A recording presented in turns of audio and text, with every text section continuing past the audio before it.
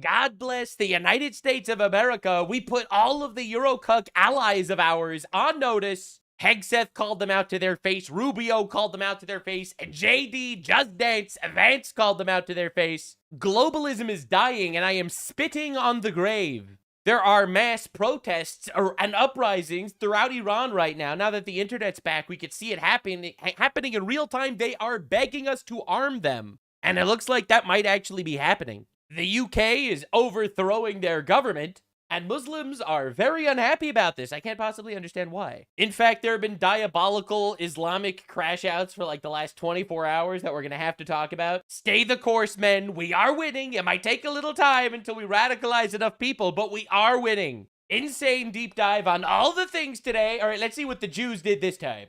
Pete Hegseth went to France, our so-called ally with so-called similar values, even though it's part of the Islamic Caliphate these days, and my boy was dropping bombs. America will lead. That's right, that's how it works. Must. Yeah, true. But capable allies you guys suck. Must be right there with us. True. Shoulder to shoulder. In the breach. That's right. When it matters. That's right. In the years since these... I don't actually care about a bunch of Eurocucks sitting there planning their meetings and meeting for their plannings and writing strongly worded letters about their fake morals. I don't care about any of that, actually. All right, I want, when push comes to shove, y'all need to be there. And if you're not going to be there, we're going to leave you behind. All right, we have absolutely zero moral obligation to maintain a relationship with you absolute cucked out morons. Speeches... Now, to be clear, I'm talking about the governments. I'm not talking about the people. I pray for the people that they could actually get governments that aren't complete and utter gigantic. Much of the West, in some places, in some quarters, and in some capitals, grew comfortable. We forgot that freedom is not free. That's right. We forgot That's right. that peace is not wished into being. It That's is right. bought with purpose, That's with right. honor. That's right. Strength. Peace through strength, infinitely better than wars through weakness. Listen, man. The men who landed on these beaches knew this. Oh, shit. The question we ask ourselves is, do we? It's past time we remember what they knew. Their legacy demands far more than quiet reflection. It requires our active vigilance. Sadly, today, different European beaches are stormed by different dangerous ideologies.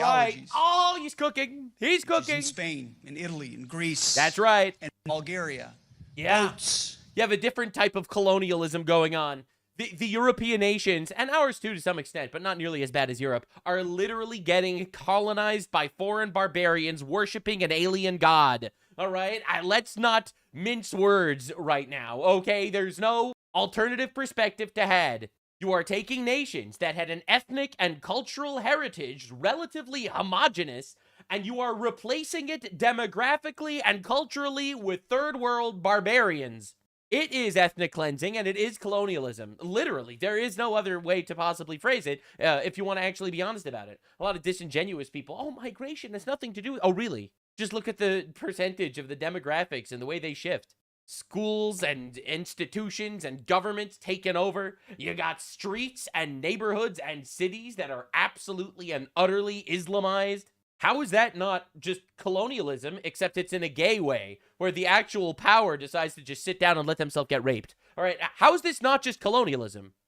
And men. And, you know, and they send back their freaking tributes. It's even worse than I thought. And they send back their money to their homeland, because they're not actually, they don't have some sort of allegiance to the British, to the UK. They don't care about these people, to the French. They'll send it back to Morocco or Algeria or wherever the fuck they come from. All right, and let's be real, they do. And that's literally sending back the actual colonial tithes to the motherland. It's like so obvious. Arrive.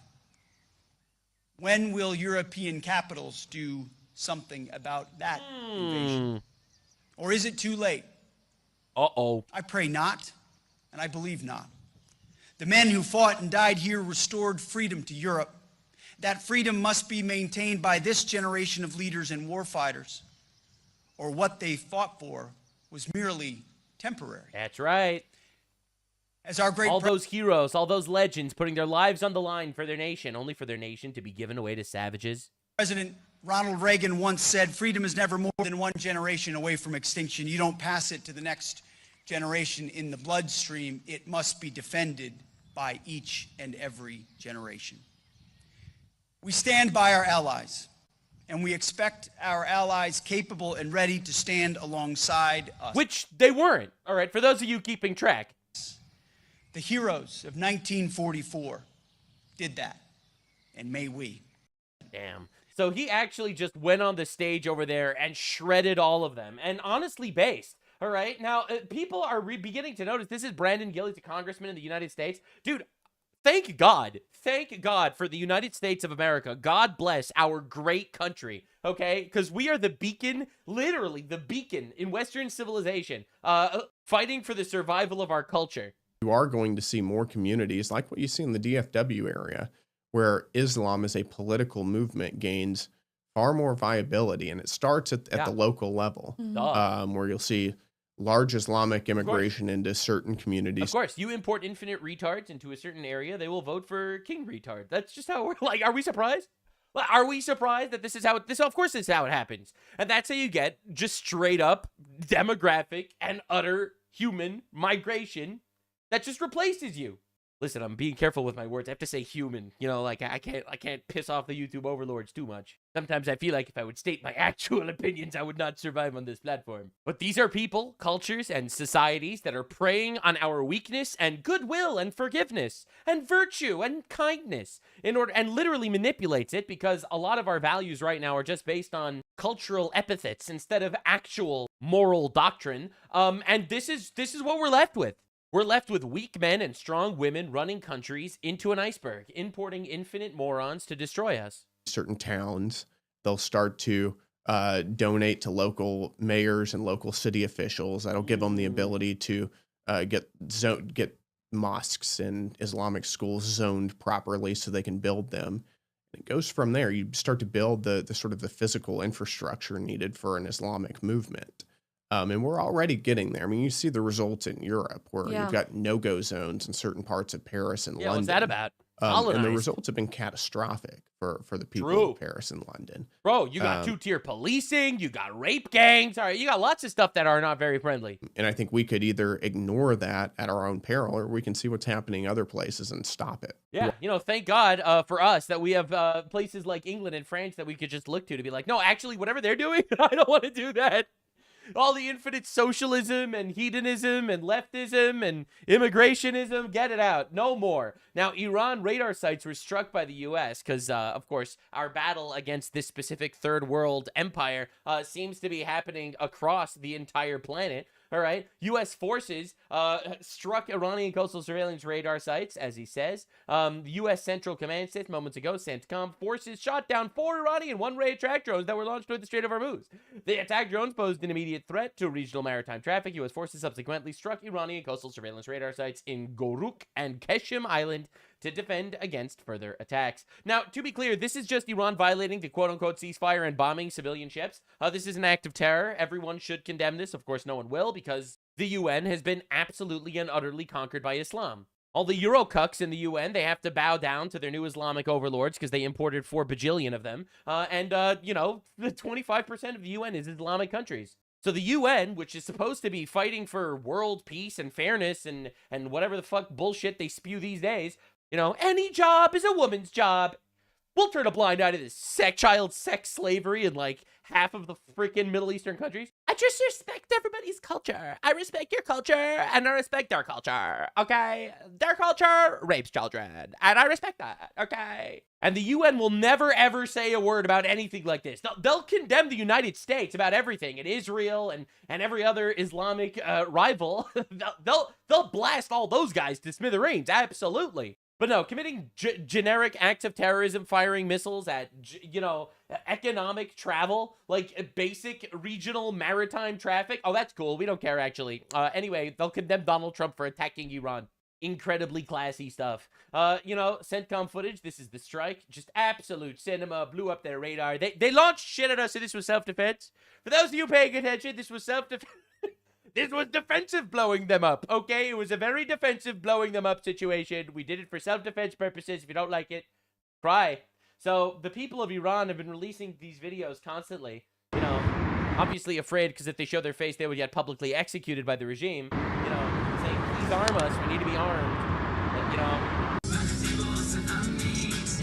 tons of people have been posting this everywhere throughout Iran. Please, hello, help us fight back against our Islamic oppressors. Yeah, and it's honestly heartbreaking. It's actually heartbreaking. Look, I don't know what Trump's plan is. That dude, he's a sneaky fish, that guy. You know, I could see the Donald being like, oh, we would love to make peace. Peace would be lovely. And then all of a sudden, boom, he wipes out the entire regime in like one day and the entire Iranian people gets armed or some shit. That's the kind of goofs and gaffes he could actually pull off. And I'm not discounting that. I don't know what the plan is.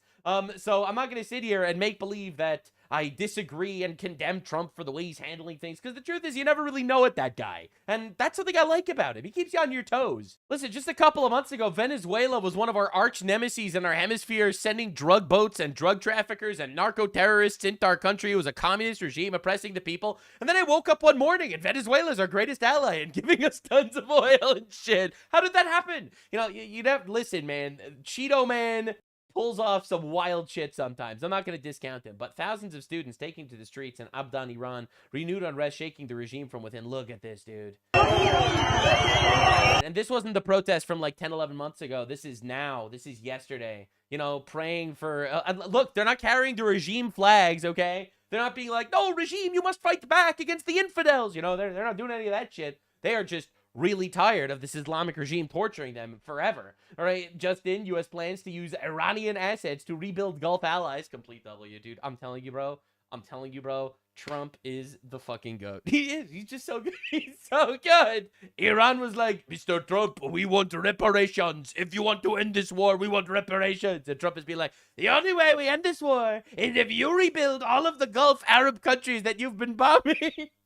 No. You will be giving them reparations, actually. Listen, I think Trump, to some extent, is playing hard to get. He's making it look like he wants to deal, but he's making demands that he knows there's no fucking way that they're actually gonna do. That's why whenever I see some of his demands, I'm like, you know, they're never gonna fucking do this. It's almost like Trump doesn't actually want them to agree. He actually just kind of wants them to start shit up to give us an excuse to you know, send them back to the Stone Age. You know, I sometimes feel that way. You know, I'll be real here. I don't know. Now, I have a very interesting stance on warfare in general. Wars are obviously horrible and brutal and innocent people die, etc., etc. You know, yada, yada, generic disclaimer that everyone needs to give. But I actually have the weird opinion that if a war starts, we should actually win. I don't believe in just not winning wars that start. No, if the war starts, I think we should win, actually. And winning is either by them unconditionally surrendering or by us killing all of them. You know, that's the only two ways to win a war, actually. Otherwise, it's just on pause. I don't think that the Islamic regime, who's built into their doctrine, death to America, I don't think those guys are actually going to start liking us. We're just going to, like, shake hands, you know, and shake hands, spit on our hands, and shake. I don't think all of a sudden they're going to be our friends. I don't know, man. Think of all the goats that have been anally tortured by these people. 40,000 of their own people massacred just because, oopsie poopsie, you had an opinion we don't like. Now, Kuwait is sentencing the TV presenter Zenaib Daishti to 3 years in prison for publicly backing Iran's Islamic Republic. The verdict was upheld. All right, like, listen, man. Well, listen, Kuwait. I love how the Pakistani, like, community, these guys, they came out there. They were like, no, actually, all of the Arab countries that are getting bombed by Iran, they're actually on Iran's side. They are literally imprisoning fucking TV reporters for glazing the regime. If Hassan Piker was in any Muslim country in the Middle East, he'd be in jail right now. Just think about it like that. If he was in any Muslim country, he'd be in jail for supporting the Islamic regime. Except for Iran, where he would probably get executed for being gay. Now, U.S. Central Command says, during a recent trip to the Middle East, Admiral Brad Cooper, Central Command commander, met with senior leaders from Bahrain, Qatar, Kuwait, and Jordan. He also met with deployed U.S. service members, recognized exceptional performers, and presided leadership transition to the U.S. Army Central. Now, this is insane. All right, remember when we were told, oh, but this is going to make our alliance with all of the different Muslim countries so bad. Oh, all the Muslim countries are going to hate us now because... No, all the Muslim countries, they fucking love us, all right? Our issues are actually Europe. All right, it's actually Europe, right? The actual Arab countries in the Middle East, the Gulf countries, they fucking love us. They're like, please, Mr. President, kill the fucking Ayatollahs. They're gay, Mr. President. Or they're also terrorists. But more importantly, homosexuals, please. Dude, Trump killing the gay Ayatollah during Pride Month would be cinema. Anyway, now Iran's Fars news agency reports an explosion near Karg Island, Iran's key oil export in the Persian Gulf. You mean to tell me things are still happening while nothing is happening? Now, we have to see how the UN, who we've already established are obviously friends to the people, how they've been, you know, doing such a good job to promote peace. All right, so this is Palestinian students at the UN schools. All right, let's see what we have. I'll translate for you in case you're just listening to the audio. We have to make war to prove we are stronger than the Jews. She didn't say Zionists, by the way. She said Jews. I'm just for those of you keeping track. People love Palestine, and they are ready to die for Palestine. Now, I know this is going to be a total random tangent, but like when it comes to fictional worlds that I very much like, I like Middle-earth from Lord of the Rings. I think that the universe and world building in One Piece is incredible, and my favorite fictional country is probably Palestine. I want to fight against the Jews and defeat them in war. At school, they teach us that Al-Aqsa and all of Palestine is ours. The Jews lie and say that their temple is under the Al-Aqsa Mosque. Yeah, they lie. The Jews and the Christians and literally every single archaeologist in the history of time. They're all lying. Yeah, they literally built Al-Aqsa Mosque on top of the temple. It was never there. We could just deny your history and replace it with our own. We have invented bagels. That's right. I hate the Jews. Yes, they teach us that Zionists are the enemy. Man, I wonder why these guys grow up to become terrorists. That's crazy. And must fight them. They teach us the Jews are terrorists. At school, they teach us about Jews. They teach us they are bad people. They killed our young. Have you ever asked why? They teach us in school the Jews are fickle, bad people. I'm sure they mean Zionists. I am ready to stab a Jew and drive a car over them. I will fight. These are like 8-year-old boys, by the way. Just to understand what, and this is in a UN school. All right, listen. If this was like in Palestinian schools, I wouldn't even show this to you because, of course, they teach you that the Jews are horrible monsters and stuff. You have to kill them, which is why you have so many terrorism issues coming out of Palestinian areas. And not just in Israel, all right? The Palestinians started a civil war in Jordan. They started a civil war in Lebanon, all right? That's why they're not given land there. They started coups in Egypt, which is why Egypt expelled all the Palestinians. Obviously, they do tons of terror attacks against Israel. They have incredibly high crime rate and terrorism rates whenever they become immigrants in retard European countries that take them in. I wonder why. I will ram a car into the Jews. We have to constantly stab them, drive over them and shoot the Jews. Stabbing and running over the Jews brings dignity to the Palestinians. Listen, man, this isn't me being Islamophobic. I'm just noticing that the UN might not be teaching them the best of values. I'm just saying. Anyway, this keeps going, obviously. But interestingly enough, this was breaking news from yesterday. A car full of Palestinians were trying to enter Israel illegally and carry out terror attacks against Jews. All right? Like... Right, so he's telling him, wait a minute, here you have, this is a Palestinian wearing, like, a kippah to fit in. Where are you from? But he doesn't understand, because he doesn't speak Hebrew. That's a red flag. He's from Mil Khalil, he says it in an Arabic accent. Where are you going with a kippah on your head? Come out. Come out of the car. Oh, they're in the trunk too, just traveling nicely. Interesting. What's going on? Wow. I'll tell you why I'm showing this to you. Because I want our border to police to be as fucking based as the Israelis, okay? Yes, I want to live in a nation, the United States of America, that cares about the American people and the American borders as much as the Israelis do.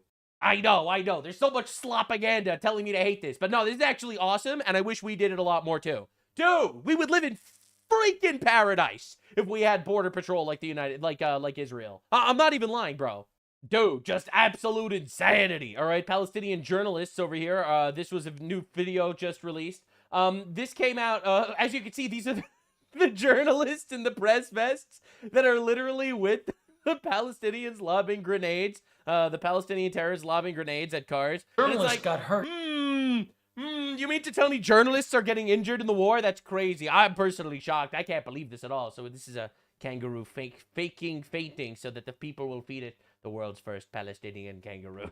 Listen, man, it's just rough out here. So Ilhan Omar is getting thrashed on the timeline because she was the one Democrat that voted against funding Ukraine. Now, this is hilarious, and she's not doing it for the reasons why I would vote to stop Ukraine. I would vote to stop funding Ukraine because I don't want to fund any foreign countries. I don't want to be funding Israel. I don't want to fund Ukraine. I don't want to fund any foreign countries. We have too much shit to deal with on our own borders. I don't want to be funding anybody else. That's my stance in general. Now, Ilhan Omar, obviously, does support funding foreign countries because she has fought for USAID to continue giving whatever underwater back shots, tap dancing, lesbian classes in Afghanistan. All right. And she's been fighting for, giving infinite money to Somalia. She's allegedly committing tons of fraud, sending money to Somalia. So, you got to wonder what's going on here. So this is her defending herself. I have always and will continue to stand with the Ukrainian people and unequivocally condemn Putin's illegal and brutal invasion. I vote against the Ukrainian Support Act because of its inclusion of the broad economic sanctions. Time and time again, sanctions like these fail to achieve their stated goals while inflicting real suffering on ordinary people. Opposing Russian aggression does not require us to support policies that punish ordinary civilians who do not ask for this war. So she is voting against funding to Ukraine, not because she's against giving our money to Ukraine. She's against the sanctioning Russia. You can't make this up. Because the innocent Russian people, why should they deserve some form of sanctions? The foreign policy establishment continues to return the same failed playbook and expect different results. Economic sanctions fail to achieve their desired goals. This is literally a lie. But anyway, so this is like her whole thing. All right, she wants to give infinite money away to other countries. Consistency W, let's go. She just doesn't want to punish the poor Russian people with sanctions. Anyway, literal truth nuke community note. Ilhan Omar supports boycott, divest, sanction movements to sanction Israel. Interesting. Additionally, claims that sanctions are ineffective are wrong. U.S. sanctions have been very successful against apartheid South Africa and Iran and Libya. Yeah, so again, wrong on every level here. She's like, I don't support sanctions ever. Okay, but she supports sanctions against Israel. And she doesn't think sanctions ever work. Okay, but it did help against multiple places. Like, we're not dealing with the best and brightest. We should not have these people representing us. We shouldn't even have these people in our country. I'm just saying. Listen, man. Some cultures are just kind of shitty, you know? Like, why do we gain by bringing these people in here? I'm just asking questions. All right. So this guy, this is incredible. This is just insane. So Josh Gottheimer over here says, no foreign government should be influencing what our kids are taught in American classrooms. We need transparency, accountability, and strong safeguards against foreign interference of our education system. American students should be learning facts, not Qatari-funded narratives. Now, the reason for this is because there was a new report that came out of $65 million in Qatari campaigns influencing U.S. elections and billions of dollars going into our school system from Qatar. Now, why does Qatar want to teach our American students shit? What do you think they have to tell them? I have a feeling they're not teaching them about transgenderism or how to invest in the stock market. I have a feeling that their donations are going to a slightly more sinister curriculum. So this is pretty basic. I don't think any foreign government should be influencing what our kids are taught in American classrooms. Obviously, I'm against all foreign lobbying. I'm against all foreign lobbying and all foreign funding of like our schools and stuff. Like China funds our schools. I wonder why. And then everyone comes out a communist. That's so weird. So anywho, interestingly enough, this guy says something. This is pretty innocuous, right? Like there's no way you could possibly disagree with this. Like, I don't want foreign governments to influence what our kids teach, right? Like, duh. Ilhan Omar, she's back. Weird how you haven't said anything about the other Mid-East countries who influence so much about our politics and policy and found the time to say something about the one country who leads the charge to oppose the Abraham Accords and normalizing relations with Israel. What? She's mad that this dude is like, I don't want foreign funding influencing our kids. That makes sense. And then she's like, weird how you're not mentioning why are you roasting Qatar? Because Qatar wants to destroy the Abraham Accords, which by the way is like just a good peace deal. Like, the Abraham Accords are just a fantastic peace deal in the Middle East. Why on earth would you be against that? All right. What does this have to do with Israel at all? Like, what are we even doing here? It's like, my God, this bitch have the syndrome. She has the syndrome. It's rough, buddy. Yes, Israel, the problem. Yes, yes. As you can see over here, this is per capita foreign lobbying spent in America. Yes. Look at the graph. Yes, the $20 per citizen in Israel, $781 per citizen in Qatar, and Qatar is way bigger. All right, interesting how that works. Now, to be clear, I want both of these to be at 0, all right? Just to make my stance known. I don't want any foreign lobbying. I don't want any foreign funding. I'm a very simple man. I like America. I want America to be awesome. I think alliances are good, and we should definitely make, you know, good deals with other nations to benefit our own. I do not believe in being the guinea pig or test subject or recipient of foreign powers in any way at all, ever. I'm a simple man. And actually, I think we have to start recognizing the actual issues in the country for where they actually come from. Now, all of our favorite Muslim streamers are having terrible days, and we have to talk about it. All right, I'm not going to lie. So, first, we have to show you the meeting of the minds. Here we have Sneeko-based right-wing Muslim talking about how he is making an alliance with Hassan Piker. Based communist? Yeah, I don't even know what I'm supposed to say here. All right, communist, dog shocker, brothel goer, terror supporter, enthusiast guy. All right, so this is them talking about their alliance. I'm announcing it too. Me and Hassan Piker we're going courtside next to each other on Monday. It's gonna be me. That's right.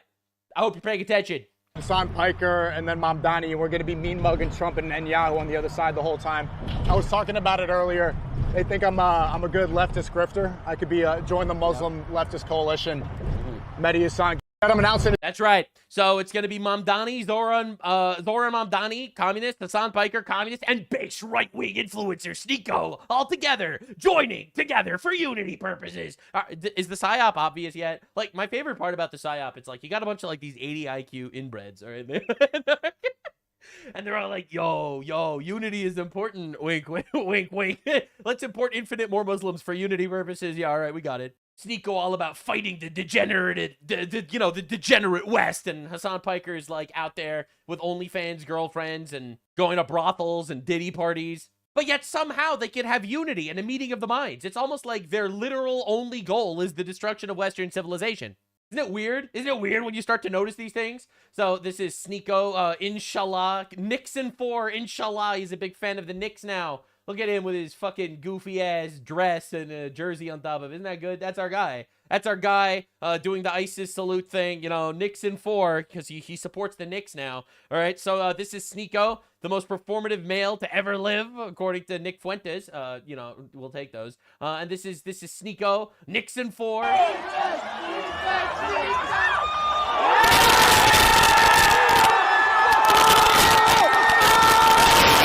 Yeah, totally not the most performative male of all time, right? That's Sneeko. The Knicks are winning games, my guys. Wow. And Sneeko is super on top of it. Now, the story gets better. I just want to show you. All right, so Nick Fuentes has been posting this on Telegram. The halftime show is going to be a satanic ritual because watching sports is for bots. All right, this is a Sneeko take from the end of 2023. And now, Nixon 4, inshallah. Watching sports, that's for the goyim. That's for bots. that's goy slop. Nixon 4! Bro, this guy's amazing. He's amazing. He's the most performative man to ever live. All right? Bro, so we are reaching levels of brown clownery that shouldn't be possible. All right? We got Nick Fuentes. We got fucking Sneeko over here with his dress and the jersey. With his fans. With his fans. They came straight from an Uber. They came straight from probably driving an Uber. All right, right out of Pakistan to be there with Sneeko over here fighting for Western civilization to liberate us from our Zionist overlords. Is the PSYOP working while they do the ISIS salute thing? Did you fall for it, guys? Did you fall for it yet? All right, let's see who else is rooting for Nixon 4. Let's see who else is doing the exact same thing. Oh, wow. Oh my god! Oh my god, guys! Oh my god! AOC! An accurate cosplay over here, I have to say. Fantastic job, truly. So I'm really glad that the brown clownery is truly reaching levels none of us expected. So as we know, Sneeko is Nixon 4. He's celebrating. He's so excited. He's bonding with Hassan Piker over this. This is gonna be big. 3, Sneeko. Stop calling me that. Nobody watches bot basketball. We have better things to talk about. Let's talk about the Talmud. We need to discuss. Why would we talk about bot basketball when we could talk about the Jews? Religions. Bro, shut the fuck up. Hey, look at basketball. Sneeko, look, Sneeko. I am an NPC. If I like basketball, we have to talk about the Jews. Also, Sneeko. Nixon 4! Nixon 4! Yeah, anyway, I'm really glad he's totally realized that he's just a bot. That's crazy, you know? Like, sports is goy slop, but we all indulge in goy slop. I do every stream. And this is him defending himself. Yeah, I know that that it's goy slop, but I have no choice. I have no choice. Bro's incredible. If it took the first Muslim mayor 1 year to revive New York City back to pre-COVID supremacy, there is literally a violent attack against a Jew daily in New York right now, by the way.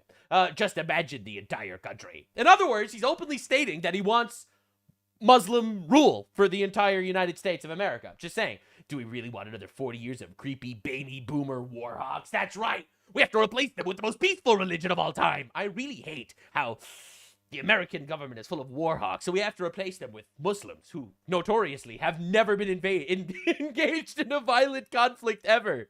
Now, New York City is actually a third world country right now. If you actually walk around in New York, I just have, that place is dog shit. You know, I'm not racist at all. And then I walk outside and I'm like, what the fuck are they all doing here? You know, I'll be real with you. All right, there's a massive issue in New York. Actual PvP server. I'm not even gonna lie. All right, so Muslim mayor 1 year to revive New York City. What are we even talking about? Oh my God. Holy shit. So now a lot of people have been calling Sneeko a brown clown because his takes are just absolutely horrific. All right, bro's got 80 IQ and he's making sure you're aware of that. Is for bots. There they go. Brown cloud. Thank you for the $20. Good goy. Good bitch. First off, you worship a brown to olive skin Jew. Or maybe you're mad that you're... Oh yeah? Oh yeah? Well, Christianity is cringe. It's his soundboard. It's his soundboard. Oh yeah, Christianity is lame. Soundboard. Whoa! Bro. This is your based Unity streamer? You're never going to realize that God is not a man. Also, if you're going to call me a brown clown, you worship a brown Jew. So if you're going to say that about me, do you think that anybody here gets upset about brown clown? Like, I'm totally not upset when I'm called a brown clown. Anyway, here's a clip of him getting upset when they call him a brown clown. Sneeko is a sensitive brown clown. Why the fuck are you laughing so hard? Why are you laughing? Brown clown. Why are you laughing so hard? Why are you laughing? Yeah, brown clown is his. Yeah. It's just like. That's his IP. Yeah. Bro, so mad. It's just It's not funny, bro. Not funny. so Not funny. No, please Stop don't saying call that, me a bro. brown clown. Stop Dude, saying it. If I was brown, I'd be going through it. If someone told me Sad. that. Stop. Please. It's not funny. It's not funny. Please. Not funny. Please don't say it. No. So if you're going to say that about me, do you think that anybody here gets upset about... Obviously, yes. Thank you for... Yes, obviously, yes, true. Now, just so that everyone's aware of the psyop that's happening in our country. All right, so Alex Jones says, just in case you missed it, here's Benjamin Netanyahu in his own words thanking Congress for implementing his plan to take over the U.S. military and intelligence services. Now, this is a letter from the Prime Minister Netanyahu with his plan. He says, my plan. All right, now let's see what the my plan is. My plan, according to Netanyahu, is shifting the framework for U.S.-Israel defense cooperation from aid to partnership. Israel wants to stop taking our money. Did you read this before posting it? Israel is controlling our government. Israel's convinced us to stop giving them money. What are we even doing here? It is crazy that people are falling for this, man. Dude. Now, in regards to this partnership that's being referenced, you have to see it. It's the funniest thing in the world. So Hassan Piker is losing his mind because he says that we are being completely conquered by Israel. Whenever people say, oh, why do you care about Israel so much? I'm like, why don't you care about Israel? Are you fucking insane? Are you stupid? Got him. Are Roasted. you out of your fucking mind? Are you oblivious to what's going on? Shit. More roasts. Never What- engage with the talking points. Just insult. Good point. Another foreign country is at the precipice of so much enmity that they are about to create a real political problem as far as their unlimited funds that they receive, that Which they're trying to stop. Which we should not be paying them, for sure. But, yeah, okay. now advancing a measure in Congress to literally merge the foreign military of my Israel God. and the American military. Yo! Israel is merging militaries with us? Holy shit. This is Hassan Piker. He's the largest leftist streamer in the country. There's no way he would just lie about this, right? Do we have one with other countries? Yeah. You say England. Yeah. Not true. True. You're right. Because what could England give us? Let's be real here. What could England give us that would make our country better right now? They have zero technological innovation, essentially. It's not like they've had active conflicts where they had to actually train military. Right? They have no working warships. All right. What is England going to do for us right now? Like I'm just trying to understand. Not true. Israel is the only country Okay. that gets the latest technology, latest great technology. Israel invents a lot of the late great technology. I don't know if you're aware, but they've been at war for a long time, and they have developed almost all of what we're calling the late great technology recently. The US great technology that we're creating, that's in labs that hasn't been used, and we don't know what it is. The Israeli late technology is actually being implemented on the battlefield, and we are getting it. We are literally getting dibs on Israeli battle-tested technology, like the Iron Dome, which is going to be, the Golden Dome, the Donald calls it, and it's going to be implemented on our country to essentially be the greatest missile defense system in the history of the world.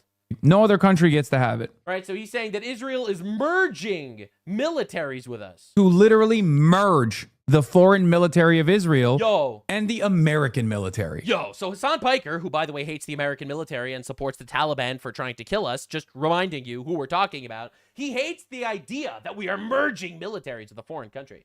Would it shock anyone to learn that we are not, in fact, merging our military with Israel's? Well, what's he referring to? Well, let's see. Congress is trying to merge Israeli and American militaries together. This is the new 80 IQ PSYOP talking point. And they hid it in a defense bill. In Section 224 of the American National Defense Authorization Act, they called for an Israel-American Technology Cooperation Initiative. So this kid says go to Section 224. Well, what does it say in there? So let's talk about what 224 actually does and says. Section 224 creates something called the United States Israel Defense Technology Cooperation Initiative. It designates a Department of Defense executive agent to coordinate research and development, testing, evaluation, acquisition pathways, and industrial cooperation between the United States and Israel. Funny enough, these same people will say, well, we give money to Israel, and what do we get back from them? This is just another thing added on. If you guys want to know more, you can watch my video that talks about a lot of stuff we get from Israel. Notice what is missing from that description. There is no military merger. There is no combined army. There's no transfer of command authority. This is all just made up nonsense from them, or they read it online and they're just repeating it. A lot of people are getting hung up on the word integration. But that's because they're retards who don't know English and how to read. So essentially what this is we are getting weapon technology from Israel. Now, just in case you're not aware of who this guy is, this is Nick Mateo. He is a U.S. Navy veteran, and he is a nuclear physicist, I think, or a nuclear engineer, or something like that. All right, so I'm just saying, he probably knows his stuff. Systems and programs making us better, things like missile defense, counter-drone technology, artificial intelligence, cyber capabilities, electronic warfare systems, sensors, and anti-tunnel technology. I wonder, what country in the world is one of the best at exactly those things I just mentioned? Yes, Israel. Yeah, so again, the idea that we're merging our militaries is obviously not true. All it is we're actually just getting good tech and good info and good shit from, an ally of ours. You could argue our greatest ally, not our greatest ally. I don't give a fuck. Labels mean nothing to me. But we're getting good shit from an ally, and everyone's crashing out. Oh my God, the militaries are merging. We're occupied. All right, let's understand. So this guy, Sean Strickland, said he is banned from attending the UFC White House event because he made fun of Israel and Epstein. That's right. Jews be like, we don't control the government. And then they banned Sean Strickland from the White House. Yes. All he did was call a president a pedophile, and now the president won't invite him to the White House. I mean, all he did was call the president a pedophile. Man, I can't understand why the Jews would, why are you being serious? Bro. So Dan Bilzerian, he's one of my favorite characters out here. A lot of you probably don't know this, but the JQ community is easily one of my favorite communities on the internet. These guys are fucking rock stars, all of them. All right, so Dan Bilzerian says, a quote from the New Testament. So this guy says, "What's your thoughts on Isaiah 61:6?" A quote from the Old Testament. Dan Bilzerian's response: lot of Jewish bullshit in the Old Testament. This is what we call heresy. Not just in Judaism, but this is heresy according to Christianity, and he is a Christian. Right, so we have a Christian guy who's saying that the Old Testament is Jewish bullshit to own the Jews. Do we understand the level of retard psyop that we're actually dealing with? Oh my God, these guys are incredible. So now, I don't know what the Jews have on this guy, but he flipped the other direction. So Lucas Gage, he was one of the big guys in the, as he calls it, the anti-Semite community. The more I sit down and talk to Jewish people, the more I realize how maligned they are. The lies the JQ crowd now tell about me are similar to those they tell about the Jews. I was part of that crowd, and now I'm glad to say I'm no longer an anti-Semite. And here he's sitting like Hasidic Jews. Bro, I don't know what the Jews have on this guy, but what are we doing? doing? What is going on in this community, bro? The craziest thing I've ever seen in my life. You went from one extreme to the other, like, in a blink of an eye. No one saw this one coming. Now, let's see, in regards to the foreign psyops, it keeps getting worse. All right, so Erica Kirk, she's doing a speech for Turning Point USA. You know, as she's speaking. And it's important to remember that happiness comes and goes. Yeah. It is so fleeting. But the joy of the Lord withstands all.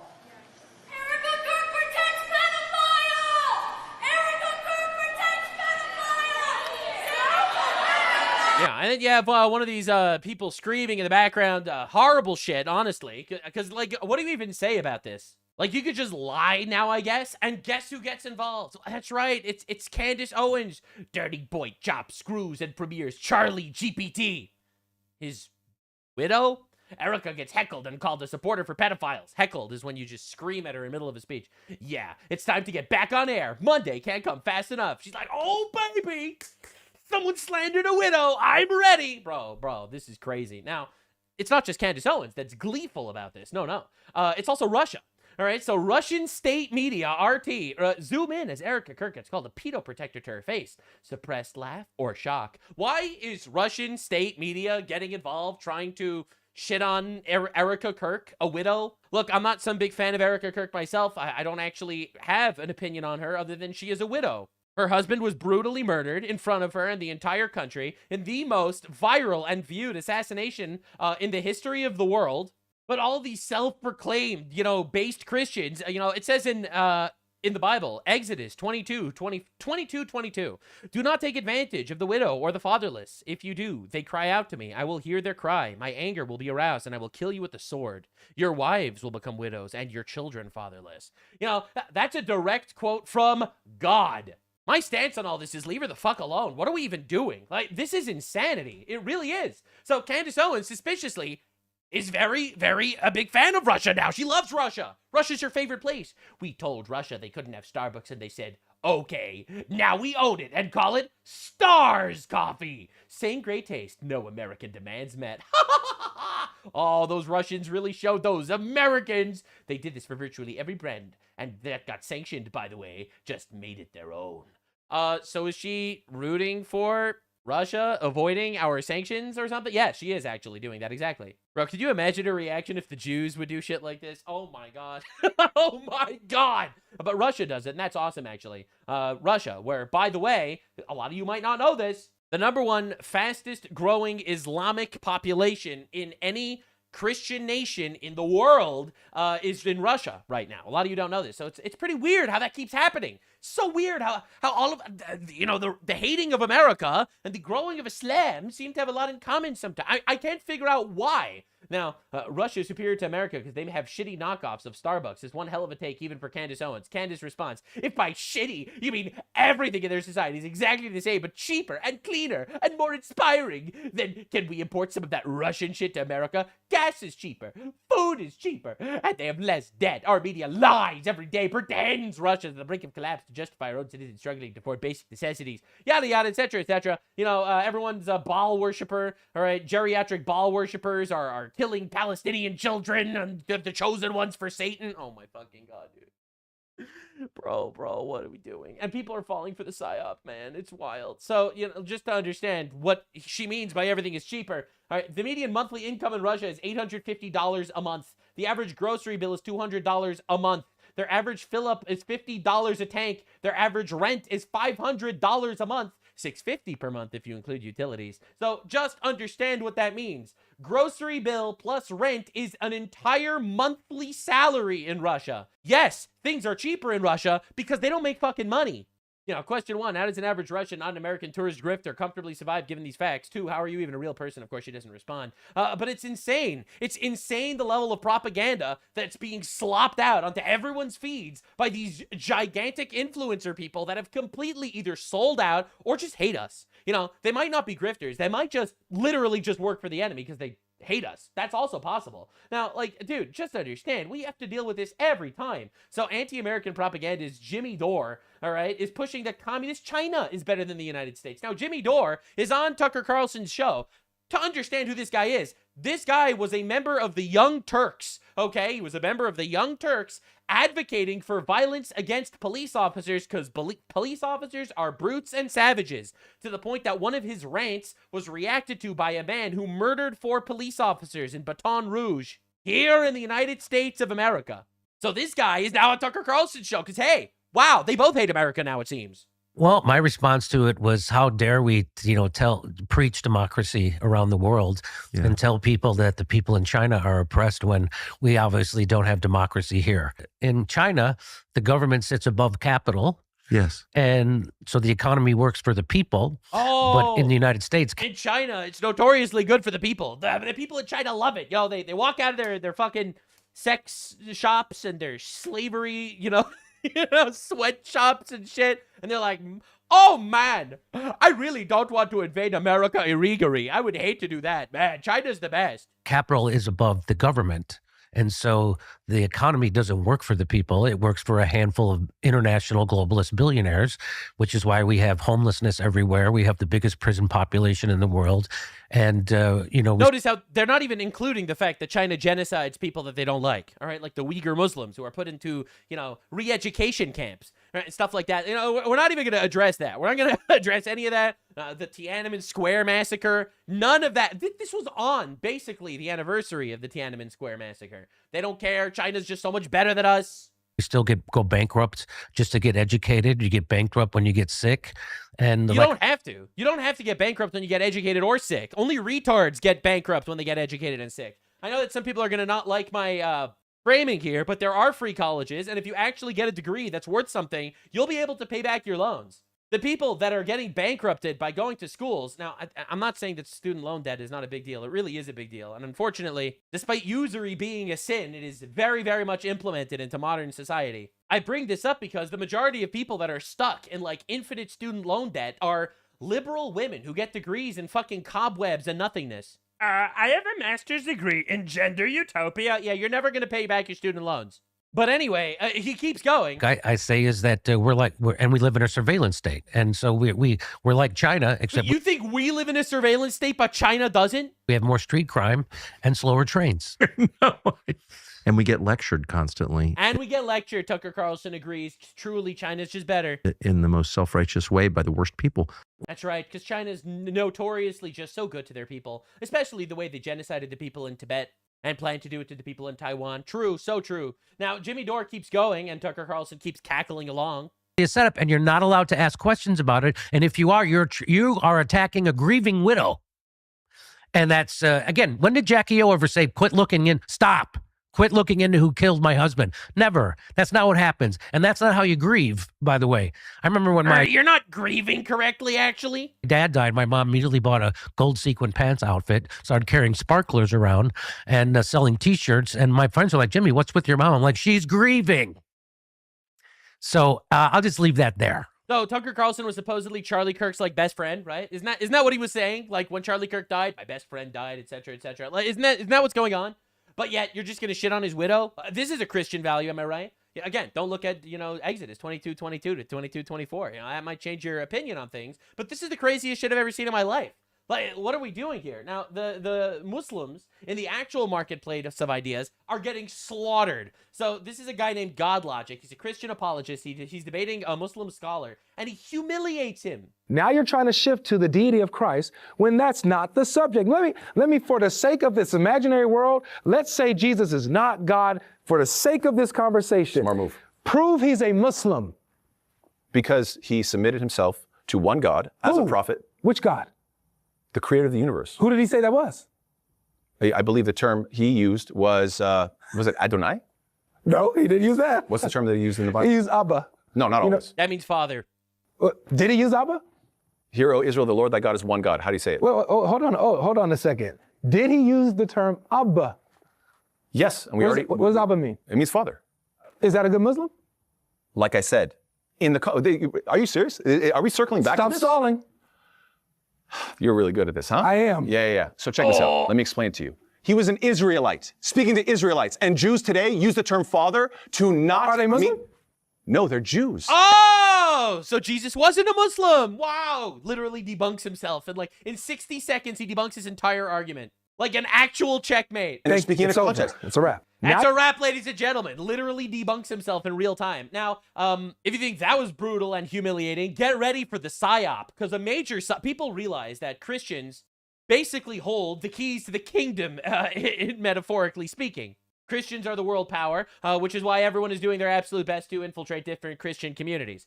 So one of the craziest things I've ever seen is, and I've seen this a lot, there are a lot of Muslims that make believe they're Christians. And this is one of the most brutal exposés I've ever seen in my life. Salam alaikum. I cannot say wa alaikum salam, I'm sorry. Because, like, you're not Muslim. What? I don't know this. Why don't you wish peace on non-Muslims? Because Prophet Muhammad said you cannot say wa alaikum salam to non-Muslim. That sounds really racist, bro. It does not sound... That's true. It's because Islam is an inherently supremacist, racist religion that believes anyone that's not a Muslim is equivalent to an animal and a pedophile. I'm just trying to give you some extra lore here. That's what it says in their holy books. That's not me trying to paint them in a bad light. If you think that it was me being a bad guy, then you're calling their religion, or Muhammad, whoever wrote, I would say he wrote it, but obviously he was illiterate and couldn't write. But whoever actually wrote the Quran, you're calling them a bad guy. All right, because that's their opinion. I'm really racist. Why won't you wish peace on me? I'm confused, bro. I thought Islam was the religion of peace. It is the religion of peace, but it's just a word. But your prophet commanded you not to wish peace on non-Muslims. Oh my God. You trying to debate? لا تبدو اليهود ولا النصارى بالسلام. That was Arabic for do not greet the Jews and the Christians with peace. That's a quote from the Quran. Sahih Muslim 2167a. It's forbidden to greet the Jews and Christians with peace, and when you meet them on the road, force them to the narrow path. No, it's not like that. That's in the old that's old centuries. Old centuries. We're not talking about now. You see, morality changes in Islam depending on whatever the fuck you want. I'm genuinely not understanding what you're saying. So you're saying the first half is applicable now. You can't say salam, but the second part about forcing them to the narrow part of the road, that's not applicable now. Yeah, because it's the old centuries. You cannot compare it to now.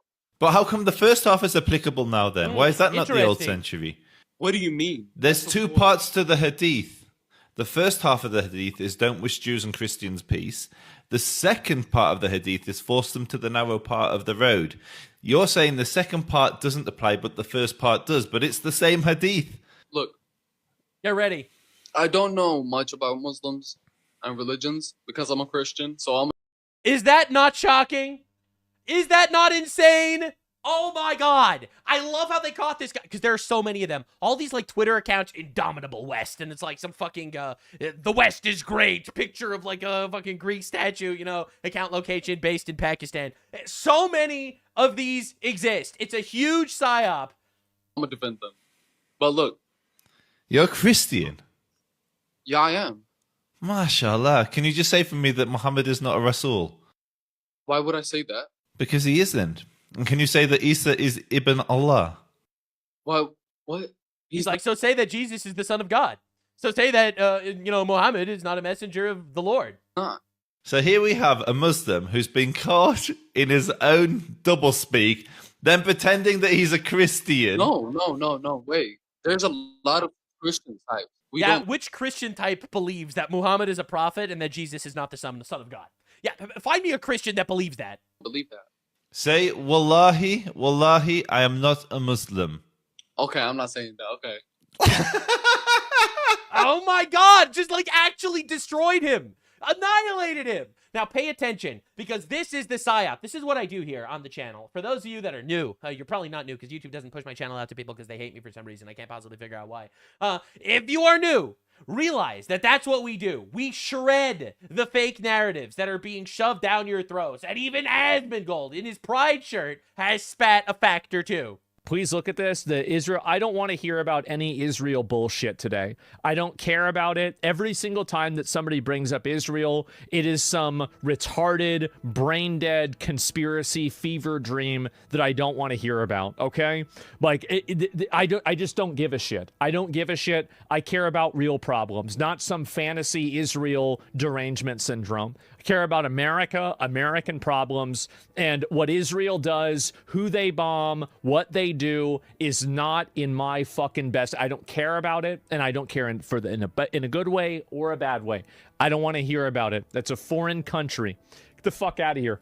And so yes, Israel fatigue. I know. I have complete Israel fatigue. Now, just to be clear, for those of you paying attention to my coverage of the, online goings-on, Asmongold, a couple of months ago, he was definitely inquisitive about the Israel conspiracies, but he is a rational guy, and he realized that 90% of the criticisms levied against Israel and the Jews are just like actual 80% brown clownery.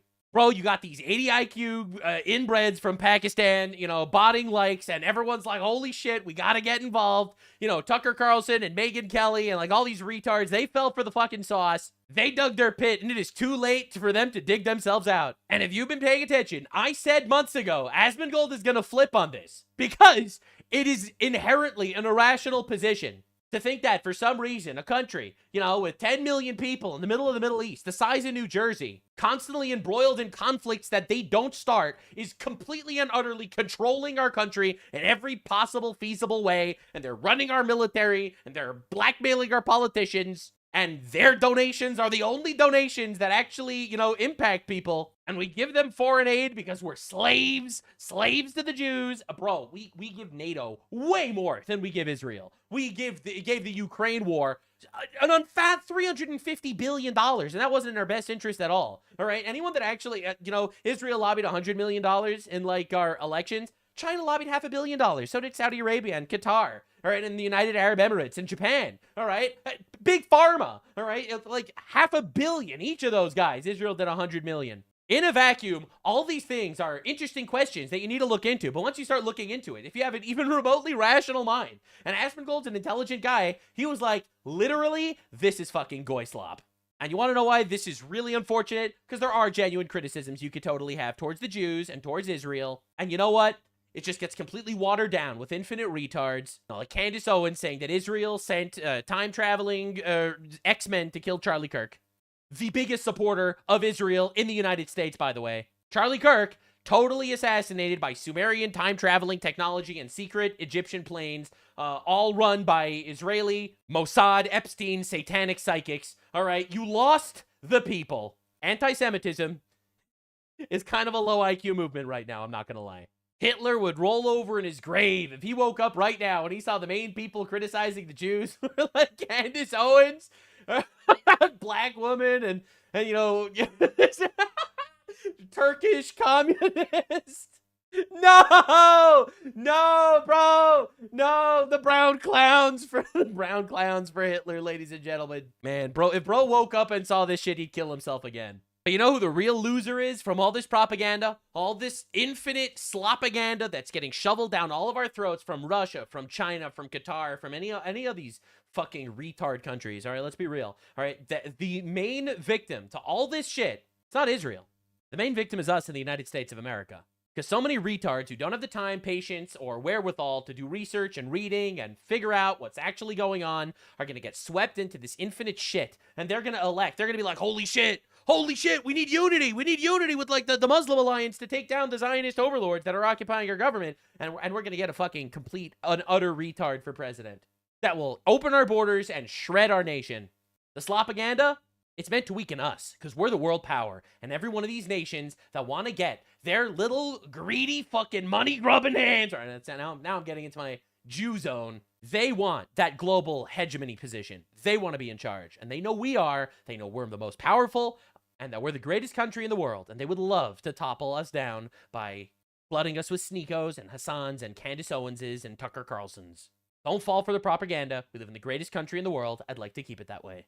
Now, our government actually does recognize a lot of the issues. Do they do anything about it? I would argue not nearly enough. But do they recognize it? Well, they're starting to. So the White House released a left-wing lunacy list that highlights media members and influencers. The list includes Jimmy Kimmel, Stephen Colbert, Hassan Piker, David Pakman, Rachel Maddow, Don Lemon. Now, on this list, it's pretty hilarious, I do have to say. Right, Jimmy Kimmel stating just days before Saturday's assassination attempt that First Lady Melania Trump had the glow of an expectant widow. Stephen Colbert claiming Donald Trump is a fascist. Rachel Maddow saying that he's an authoritarian leader and that we should attempt to overthrow the U.S. government or whatever. James Carville suggesting President Trump would institute a fascist regime. Hassan Piker misspelled his name. W. Hell yeah, dude. Lamenting that President Trump is alive and remarking that it would be pretty funny if he died. And they go through all these people. But essentially, it's just correct, actually. And like I've said before, I really like the words that the administration is saying. I like the speeches. I like what they say. I just want them to do things. Can we put these people in jail already? Hello? Like, what are we doing? It's like, oh, yes, assassination attempts are caused by these people. And then they don't go to jail. Listen. I'm a very simple man, all right? If I would have to describe my political alignment, I would call myself an Old Testament extremist, okay? If I would have to, all right? Now, I wouldn't because I don't have to, but if I had to, that's what I would do. And we need to actually punish these people. Hello? We have a country, we have laws, you should actually enforce them.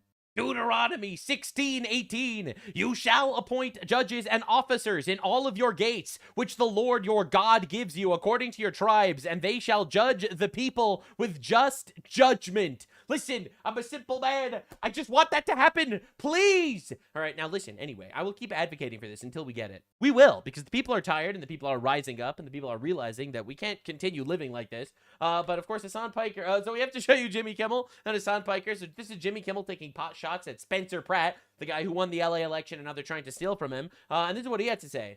It could take a while for Democrats here in Los Angeles to figure out which of their friends secretly voted for Spencer Pratt.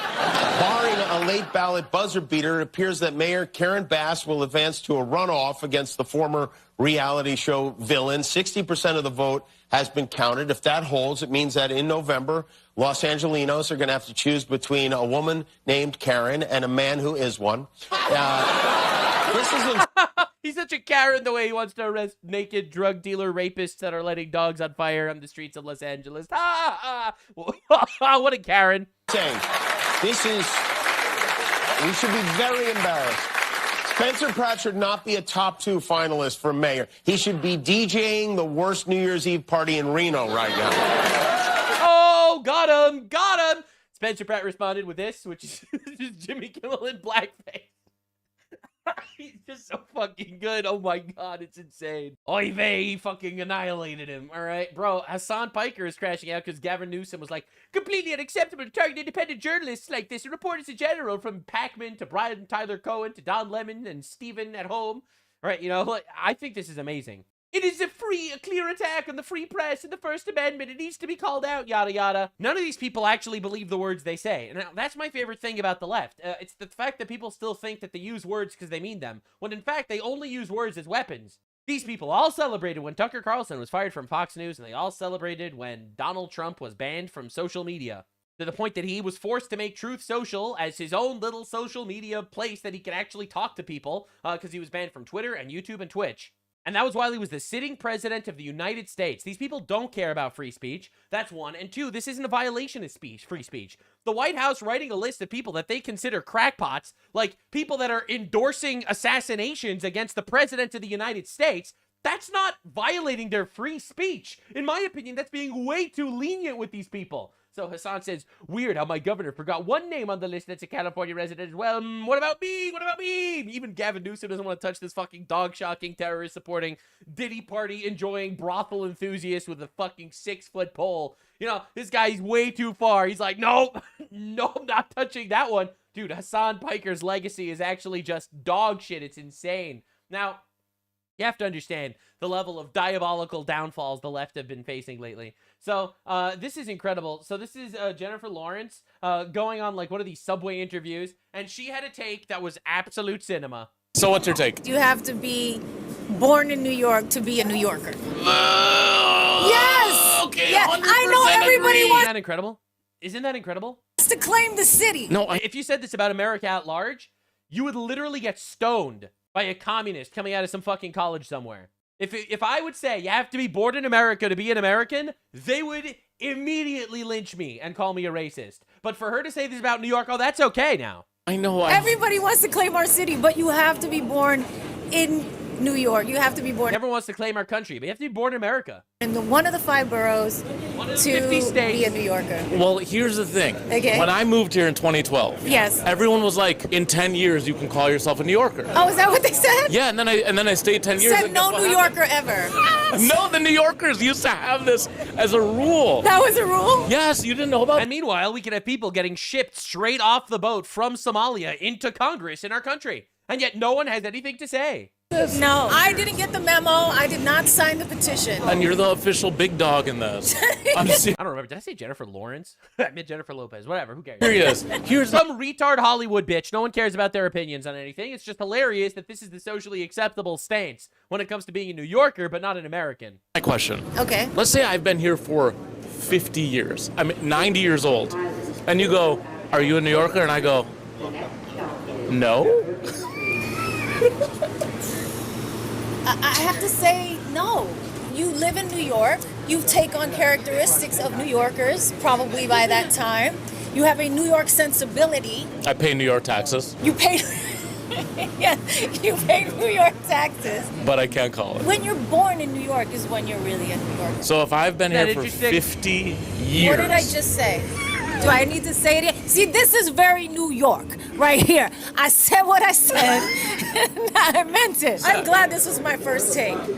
Jenny from the block forever, baby. Okay, what's the next take? Self-love should be a subject in school. All right, never mind. Get her out. Get her off the air. This shit sucks. Anyway, no, but it's just hilarious that you'll have like some celebrity say this, and everyone be like, yes, yes. And then you'll say that about America, and they'll just call you a racist immediately. Dude, if you say this about America, they'll kill you. True. It's just absolutely insane. And the movement that's actually trying to destroy us for opinions like, actually, to be an American, you need more than just a piece of paper that says you're an American. All right, I don't give a shit. I don't give a flying fuck about a paperwork American's opinion on our country. All right? But the thing is, the SPLC, you know, the Southern False Flag Center, used $4.1 million in donors funds to fund the KKK. The Justice Department alleges some SPLC employees knew that informants used the money for recruiting and growing their organizations, but they're accusing the SPLC of essentially deceiving donors by not telling them that some of their funds were secretly being used. That's right. If you are spending money donating it to anti-racist organizations, they are not only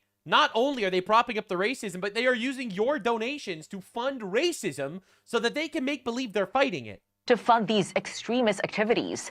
In one instance, the DOJ says an SPLC employee encouraged 2 KKK members to stay in the movement, even though they wanted to leave. Intriguing. The 2 were allegedly offered a 12... So literally, the SPLC, people were like trying to leave the KKK. They were trying to get clean. They were like, yo, holy shit, black people are awesome. All right, we like the Jews now. They were trying to leave, right? And then the SPLC was like, no, here, have somebody stay in the KKK, but just burn a cross on some black guy's lawn. Burn a cross on his lawn. It will be awesome. And they were like, you know what? Fuck it. We'll do it. And this is insane. $1,200 monthly salary as informants, money that they then used to attend extremist rallies. Per the DOJ, an SPLC worker was aware one of the informants used donors' money to purchase material to make Ku Klux Klan garments for others. Interesting. The DOJ says both informants were... Wow, isn't that funny? Isn't it weird how that happened? Damn. So they were out there using donors, like anti-racist, libtard donors, giving them money, and they would take that money and they would literally use that money to create the fucking white pointy hats. Isn't that insane? Reimbursed by the SPLC. Many such cases. It's because actually the right wing in America is not very racist. Yeah, the right wing in America doesn't want to bring people into our country that come from third world shitholes where they think rape is cool because, you know, we're anti-rape. Anti-rape is not the same as being racist. Now, according to the left, that is true, and that's because they're pro-rape. So obviously they want to take that stance. So like it's a brutal tug of war we have here between the anti-rapists that want to not import people where rape is a sport into our country. Then you have the pro-rapists that want to open the border and bring in all the rapists. Like, so, you know, like I'm just trying to understand what we're dealing with here. And I think that's more accurate.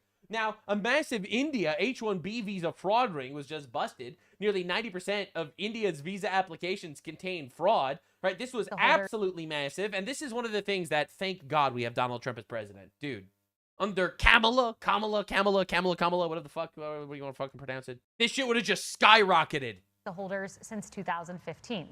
Over 70% came from India and nearly 12% from China.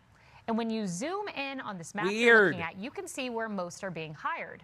The dark red spots show a high density of H-1B visa holders.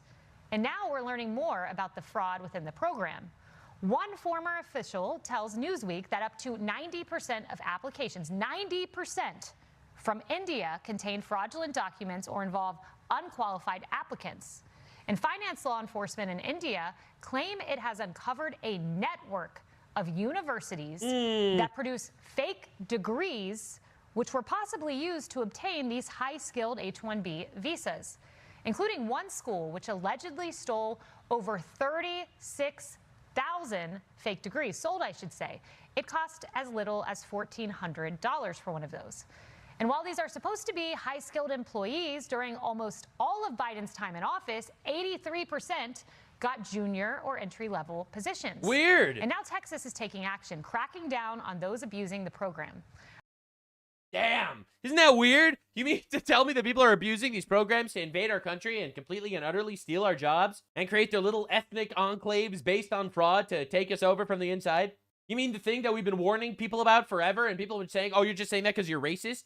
No, it's not racist to not want our country to get taken over by third world savages that shouldn't be here to begin with. In fact, you're racist if you even acknowledge the fact that different ethnicities actually do prioritize their own ethnicities over others. You're the racist if you think that different cultures specifically want to hire people from their own cultures instead of want to prop up somebody else's. You're the racist if you think that tribalism is real. This is how they've always shut you down. They just put a label on you, all right? They make you sound like some sort of monster because you recognize, blatant reality. And we just move on. Listen, man, I'm not even saying it's bad that people look out for the interests of their own tribe. I think that's natural, actually. But that doesn't negate the fact that we shouldn't be bringing in tribes. We shouldn't be bringing in whole ass fucking tribes from the middle of fucking nowhere. we are two different. We are arguing on different lines here. It's discrimination for white people to want to hire white people. Actually, not really. It's, I think, natural. Just like it's natural that white people want to live among white people and black people want to live among black people and Jews want to live among Jews. This is normal. It's natural. You have similar culture value sets to the people around you, to your neighbors. And so, yeah, it is natural that you're going to bring in a ton of Indians and they're going to elect Indians and they're going to try to bring in more Indians. I think that's totally natural. That said, that doesn't mean I have to make believe I like it. Like, man, dude, it is tiring to make believe it's not. Meanwhile, they're still trying to steal the election in California. All right, if you remember, Spencer Pratt had 28% on the first day. And here we are a few days later with also 28%, but now Nithya Raman, the third place candidate's up to 25% because of late mail-in ballots.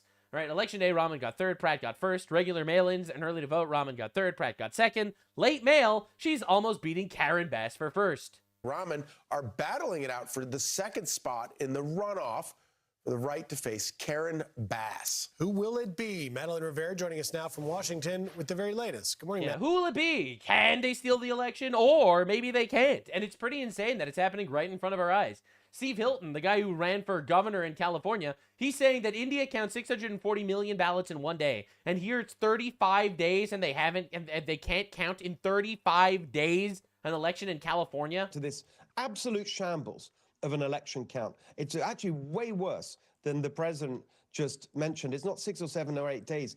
Here's from the Secretary of State's website today, 35 days. Oh. That's the plan. 35. How is that fucking not rigged? How could you possibly make believe this isn't rigging it? Days. This is an absolute shambles, a humiliation for California. It is making our state a laughing stock here in America and around the world. We have less than 10 million votes cast in this election in California, and it's going to take them a month to count them. India, 640 million. They do it in a day.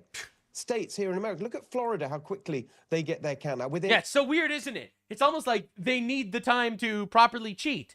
The fact that people are still taking this seriously at face value is insane and embarrassing. Now, Hassan Piker, everyone's favorite libtard, he's been having a really, really rough day. Now he's threatening to sue everybody for things. You know, he wants people to go to jail and to die, and he's really been crashing out lately. This isn't a free speech issue. This is people are fucking getting way too comfortable slandering and saying whatever they want about people online under the guise of free speech. There's lots of videos shitting on me on the internet. By the way, this guy literally calls, ironically, he's the last person who should be calling anybody a fucking pedophile, given his Reddit, his Reddit accounts that were unearthed, but he also literally calls every person that he fucking hates a pedophile. Any evidence for this? Or is this just slander? Is he saying that, oh, I don't like the way I'm slandered, because this guy calls everybody a pedophile. Any evidence of this? All the goddamn time. Talking about slander. You want to talk about fucking defamation? All right, let's do it. I have his ass dead to rights. There is a literal article that he read about the fucking brothel. Oh, he read an article out loud about a brothel? That I went to in 2010 that got raided in 2016, knowing full well that the accusations by the state were wrong and that the brothel was able to successfully sue the fucking state. He knows the truth. Yeah, because that one raid from the government was wrong, but there was a child caught getting sex trafficked in that brothel that Hassan Piker went to, and there are also allegations made that Hassan himself slept with a 15-year-old in that brothel, which he never, ever engaged with. So you're just lying here. Truth. Okay? And yet he still participates in this fucking slander over and over again. Except it's not slander. He read an article about you going to a brothel, true, that sex trafficked a child, true, and that allegedly you slept with a 15-year-old. What do you want me to say? Like, none of this has been debunked at all. You're just a freak. He should be feeling real happy that I don't fucking pursue. To sue him. So pursue him. You want to teach him a lesson? You're worth $50 million. Sue him. You can't because you're going to lose miserably. This kind of shit. To sue him. He got banned from Celebrity Poker for calling a woman a prostitute? Jesus Christ. Cinema. Fighting the evil Diddy Piker and restoring common sense one episode at a time. Like even that, like calling me Diddy Piker. What's wrong with calling you Diddy Piker? Like that's slander. How is that slander? He has literally gone to Diddy parties. He admitted it on his stream that he's been to Diddy parties. Their New York Post article documented how he's been to multiple Diddy parties. He has been to multiple Diddy parties. Calling him Diddy Piker, by the way, a term that I have coined, I just have to say, is based as fuck, actually. It's total slander. It's slander to call him Diddy Piker, a guy who went to multiple Diddy parties. You know? Out of 10 is defamation. Would recommend, but seriously, thank you guys for all the support. I could not have done it without you. Stay tuned for the greatest entertainment humanity has ever known. Do you feel like I'm crazy for being alarmed and scared and worried about the stalker here? Right, so this is him saying anyone that ever makes a video on him is a stalker, and it alarms and scares him. You should really lock them up because I'm scared and alarmed of getting stalked. Says the guy who slanders everybody, including me, by the way. He called me a pedophile. Obviously not true. Bro's so bad that people call him Diddy Piker.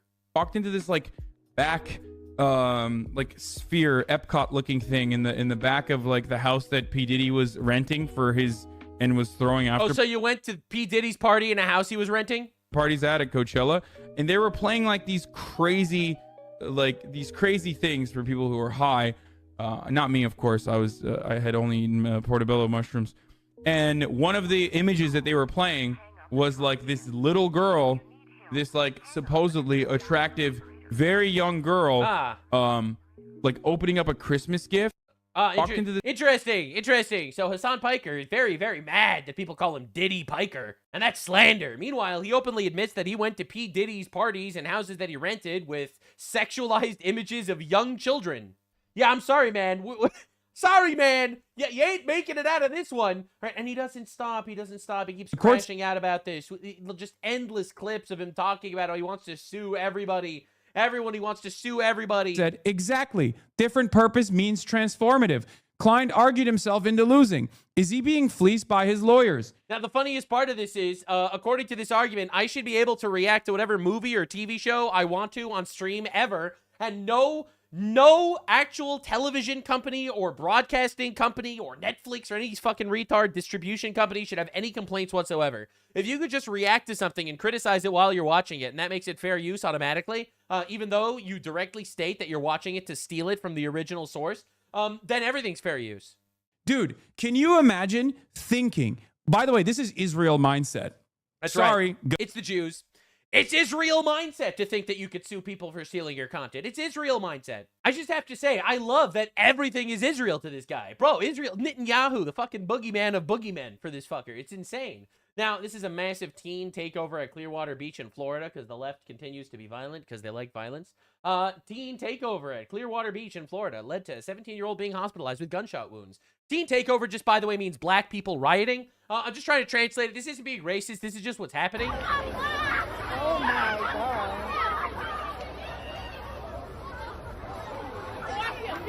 Oh, this is just normal and you're racist if you disagree? All right. Now, this guy, he went undercover at leftist training classes outside ICE Newark, where Hassan Piker actually went to protest, where rioters were each handed $100 of equipment to pretend to be medics. Pretend to be medics. Look at this shit, dude. Fully trained. You are not qualified to do anything. Right, look at that. Look at that. They're just getting free shit. And you're going to tell me that these are organic protests? Bro, they're well-funded, organized insurrections in our country, and it's insane. You know, certain nationalities in the UK are more likely to commit sexual offenses than Brits. Leftist nutcase. Or what? 20 times more likely to commit sexual offences than the Brits? Yeah, native Brits. That's just true. That's objectively true. That colonized the whole world, you mean? That raped and pillaged the whole world to get the power that they have? The Brits, yeah. Yeah, the Brits that did that? Yeah. Yeah. The Brits that colonized the entire world, those are the guys that commit crimes approximately 5% the amount per capita of the retards that they're bringing into the savages, yeah. You guys have the audacity to say that the Afghans and Somalis did what? How dare you complain that you get raped? Your great-great-great-great-grandfather made a country in Africa slightly more livable. That's right, baby. It's not audacity, it's just a fact. Is it not a fact? Is it not a fact that y'all colonized the world? Who's y'all? Through rape, murder, and pillaging. Right or wrong? Actually, most of the rape was happening on the other side, but we don't need to talk about that. That was true, yeah. All right, then. So what are you talking about? British Empire. So what are you talking about then? Yeah, that was a while ago. How dare you? Aren't the British people the people that freed all the slaves? Like, why are these people so mad? They freed the slaves. Who the fuck do you think sold the slaves to the Brits? Like, let's be real here. How dare you? Why are you shouting? What are you? Because you're. That's why. How dare you? You're talking facts? Let's talk facts. Let's talk. He's just like, yo, did you know that crime statistics are real? And bro just goes in there. So do something about it. Do something I'm about a it, journalist, Brit. my friend. I'm here Do to- something about it, Brit. I'm here to ask questions. How'd you get into this country? What you talking about? I'm here. How dare you? Why are you getting so That's angry? really because you're a piece.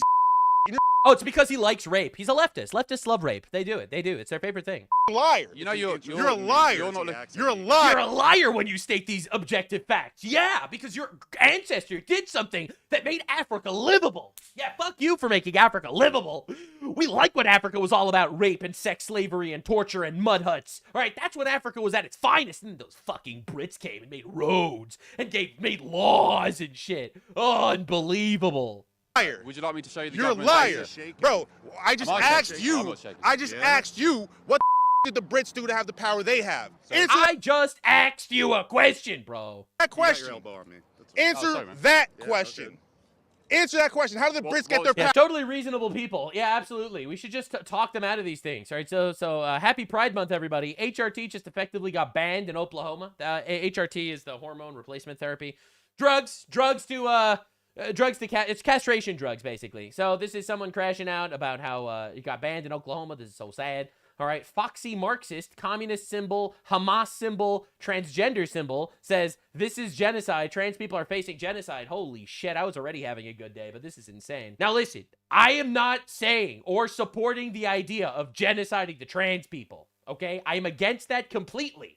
I am, however, saying if that did happen, we'd live in paradise. But I'm not saying I want that. I don't want that. I'm actually saying in no uncertain terms, I don't want that or support that or condone it. I am, however, saying if it would happen, God forbid, society would improve by like a vast metric of, but I don't want it to happen, to be clear. Now, I'm obviously joking around here because this isn't genocide. All right, it's not trans genocide if you stop giving women drugs to make them think they're men or give men drugs to castrate them and make them think they're women. Genocide isn't when you tell men that you can't be women. All right, sorry, I'm not going to be that guy, bro. Dude, just look at this fucking profile. This is incredible. She, her, bipolar, depression, lesbian, asexual, place for my sanity, Maoist, feminist. Yeah, you know, like, listen, man, what am I even fucking supposed to say about this shit? Like, bro, these people shouldn't have rights. Are we serious? No, I'm kidding. I'm joking, obviously. And you just scroll down, the immediate reply. It's like the pedophile slogan. Banning retard drugs is not a genocide, okay? What the fuck are we doing? Now, I have to show you the left's new hero. The new hero of the left, Joe Biden's son, Hunter Biden. All right, speaking of drug addicts, all right, once we're talking about transgender people, speaking of drug addicts, all right, we got to talk about Hunter Biden. But Hunter Biden having the mother of all crash outs, he's spam replying under his tweets. Wait, what? What is this? Trump hasn't made a public appearance in 8 days. This is after the unscheduled visit to the hospital. Anyway, since this, he made multiple appearances. Brother in Christ, he's speaking in the Oval Office right now. No! No! That's clearly a... Damn. Bro. Hunter Biden. Serious. Their new crackhead has emerged. The left is back, boys. Pete, do you not see that this is a clone? Hunter Biden versus Eric Trump in the octagon. Hunter Biden says, I'm in. Why are you not in prison? Because I got a pardon. True! We know. True. We know. Everybody knows this. Oh my God. Self-reported. There's a video of you snorting coke off a hooker's ass, Hunter. Let me ask you a question, Mike. If I'm telling you I smoked crack, why in the world would I lie about snorting it? There's plenty of pictures of me smoking crack, doing all kinds of stupid things with all sorts of people, rarely with clothes on, but not snorting cocaine.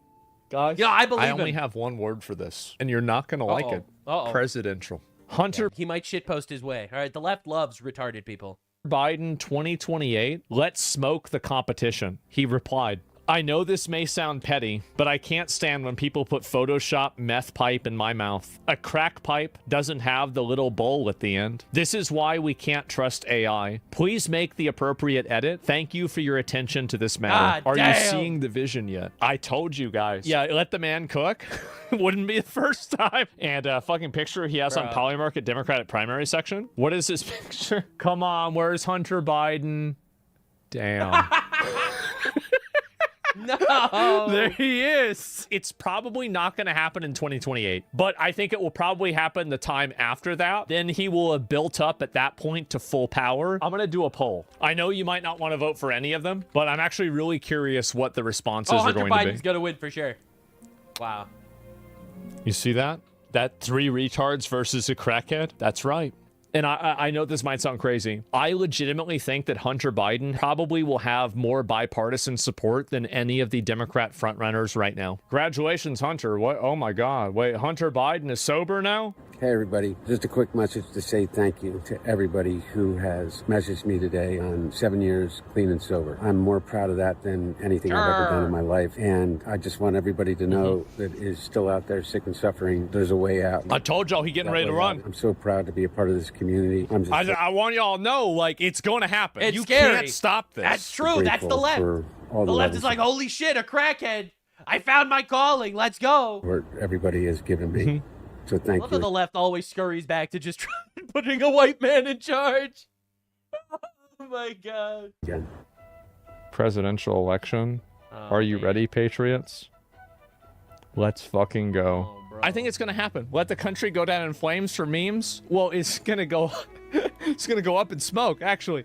But it's a little bit different, right? Yeah, sort of.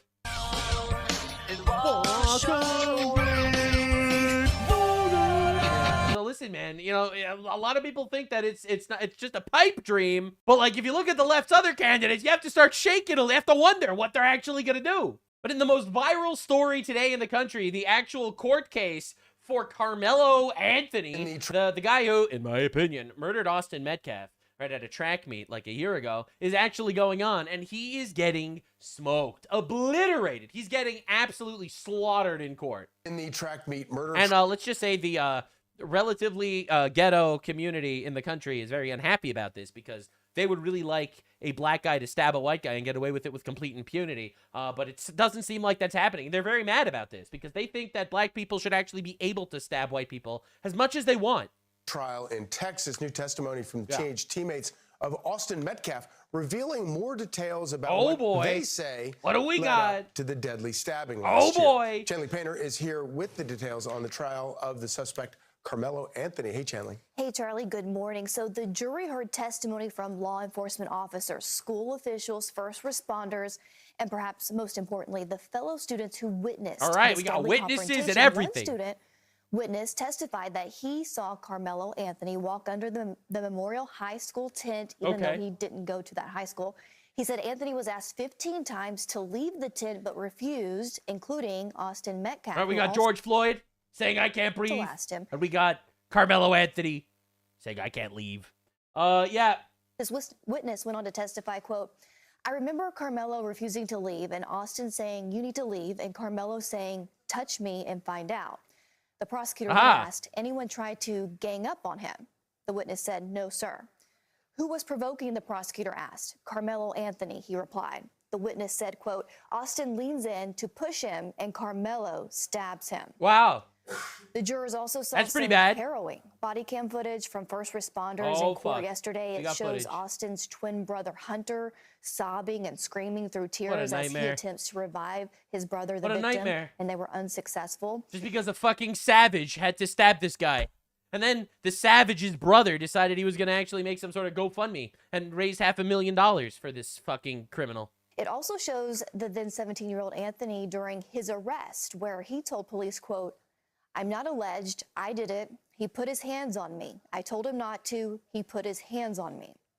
Anthony's defense attorneys argue that Anthony stabbed Metcalf, who was unarmed, in self-defense. Yeah, sure. Anthony faces between 5 to 99 years in prison if he is convicted. Give him the max.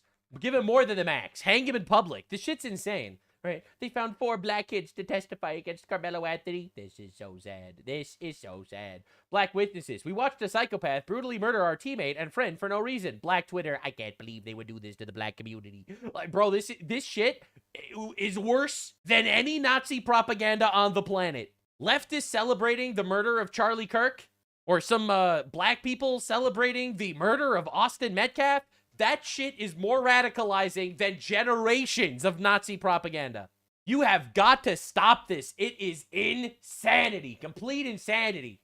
Carmelo Anthony's defense is completely falling apart in the murder trial of Austin Metcalf. Witnesses are coming up and confirming Anthony was asked 15 times to leave the tent. The witnesses said Anthony provoked Metcalf, and after Anthony was pushed, he pulled out a knife and committed the crime, and then he ran away. It was not self-defense. Yeah, you're gonna have a really hard uphill battle proving that was self-defense. I mean, let's be fucking honest here. I did see actually a post about this. If evidence does come out that Carmelo was not in fact fighting for his life when he stabbed and killed Austin Metcalf, do you think that the black community will accept that? If evidence shows that he did not, no, we're going to stand by ours regardless. That's right. It's all tribalism, baby. Obviously, not everyone does this. Obviously, I think based conservative black people are fucking awesome, just in general. But this shit, no, this gotta go. Stand by theirs. You are not someone that can actually join our society. All right, our society rejects you. Stand by ours regardless. I gotta think. Stand by ours regardless. Even if he just went and stabbed an innocent white guy for no reason and murdered him, we'll still stand by ours. That shit fucking sucks. And that is more radicalizing than any Nazi propaganda you could possibly come up with. Like, okay, what did you do to him or whatever to cause this to happen, the reaction? Maybe it's just because he's a psychopath murderer. Maybe that's why it happened. And again, if my kid was Carmelo and I feel like his back was up against the wall, well, I'm gonna tell you straight up, better mine than yours. Better mine than yours. A black boy allegedly murdered, and I say allegedly, heavy on the allegedly, allegedly murdered somebody. You see what I'm saying? So yeah, this is about race. Because if the shoe was on the other foot, they wouldn't give a damn. Who wouldn't give a damn? Let me say this. Let's say the community. By the way, this sentiment is disturbingly common. True. Let me get this straight. This dude goes and kills somebody, and now the family's gonna get paid for it? Keep your head up, keep your faith. Free Carmelo. This baby was bullied and defending himself. They want to paint Carmelo as a gangster. He stabbed somebody in the chest with a knife. What are we doing here? This is a big problem. It's a huge problem. If Carmelo Anthony was the one stabbed and killed by Austin Metcalf. Again, this is some low IQ, tribalistic shit. All right? And we see it a lot. A lot. I'm not going to get involved and get all racist up in here. But it was a Jewish doctor, if you know what I'm saying. You know what I'm saying. Damn. Nobody go to a track meet to murder anybody, okay? Except for Carmelo Anthony. Come on. That's an accident. Self-defense. That's what it was. First degree. Was it an accident or was it self-defense? They don't even care. Reality doesn't matter to these people. Murder? Come on. The amount of this is so common. They did this with O.J. Simpson too. Justice system always over-respond when it comes to us. What are we even fucking talking about? Like, again, that's also not true. It was self-defense. He was wrestling with 2 guys. I don't know what the parameters of it, but it was 2 people, 2 against 1. That's self-defense. That's how bad it is. There's no defense to this. They played the body cam. Oh, did they really? Emotional moment in Carmelo Anthony's murder trial. Tears started flowing as prosecutors played the body cam footage of paramedics trying to save Austin Metcalf from a fatal stab wound. And also for context, there were multiple witnesses testifying today. More than 10 of these students and teammates, students testified that Austin Metcalf repeatedly asked Anthony to leave. Several recalled Anthony responding, "Touch me and find out." Metcalf tried to avoid a fight, telling Anthony, quote, "Dude, I'm not going to fight you at a track meet." They testified that moments later, Anthony pulled out a 5-inch folding knife from his backpack and stabbed Metcalf in the chest. The witness replied, "I see the hole in his chest and blood." He starts screaming for help. The thing is that they could literally watch Carmelo Anthony stab this dude to death. And if he said that, you know, he felt nervous or something like that, they would still let him off. They're literally just racist, and they're going to show preferential treatment to people. By the way, they don't even need the excuse. The self-defense thing is just an excuse. They don't actually care. They just want to let him off anyway. Because they view, when I say they, I don't mean black people like as a whole. I mean specifically this mentality, which exists among a scary amount of people in the African-American community. I'm not saying all, not even saying most, but a lot. They view it as some sort of revenge against the evil white man. All right? That this guy just walked up to a random unarmed kid and stabbed him and murdered him in broad daylight. People that are their race every single time. It's that simple. Like, they literally say it. They just said it there. And obviously, by the way, this isn't, of course, all black people or all white people that do this, but I think that very clearly one type of this is very more accepted to be said out. Yeah, I would say so too. Loud, and it's a huge problem. The OJ trial was the same thing. Yeah, I'm really glad that we got people doing this. Now, I would argue that this culture is actually exactly what led to his stabbing. He knew he'd be a hero among his community by killing the evil white guy because the white guy existed.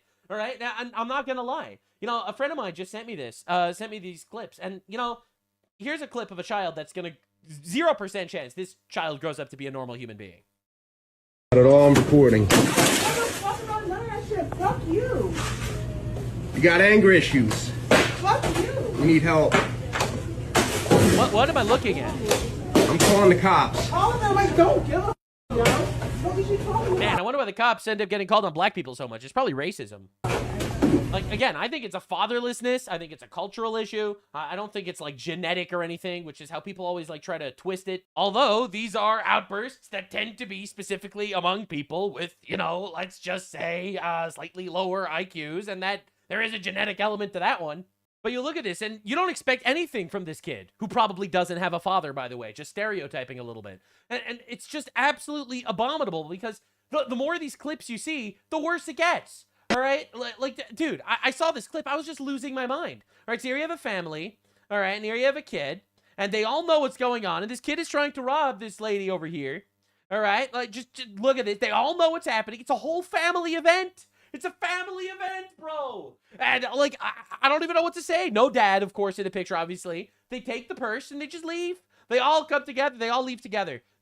What the fuck, man? This is insanity. And again, I think partially, like, some of the cope is, well, we're just taking back what's rightfully ours from the evil white man or whatever. But this shit is toxic and needs to get burnt out of society completely. So in the Austin Metcalf situation, getting murdered, allegedly, by Carmelo Anthony, you know, a bro's like, hey, man, you're in the wrong seat, and his responses are going to fucking kill you. And then you have, like, large swaths of this community actually going out there to defend him. All right, so I feel like the only way to appropriately do this is to look at some, to actually cover this properly, is for, to look at some black-on-black violence. All right, here we got Officer Tatum. I've seen some clips of this guy. I've never really watched his videos. He seems based as fuck. He seems absolutely awesome, just like a genuinely awesome guy. All right, so he's covering it. So we'll do some black-on-black violence so that I don't get flamed for this one.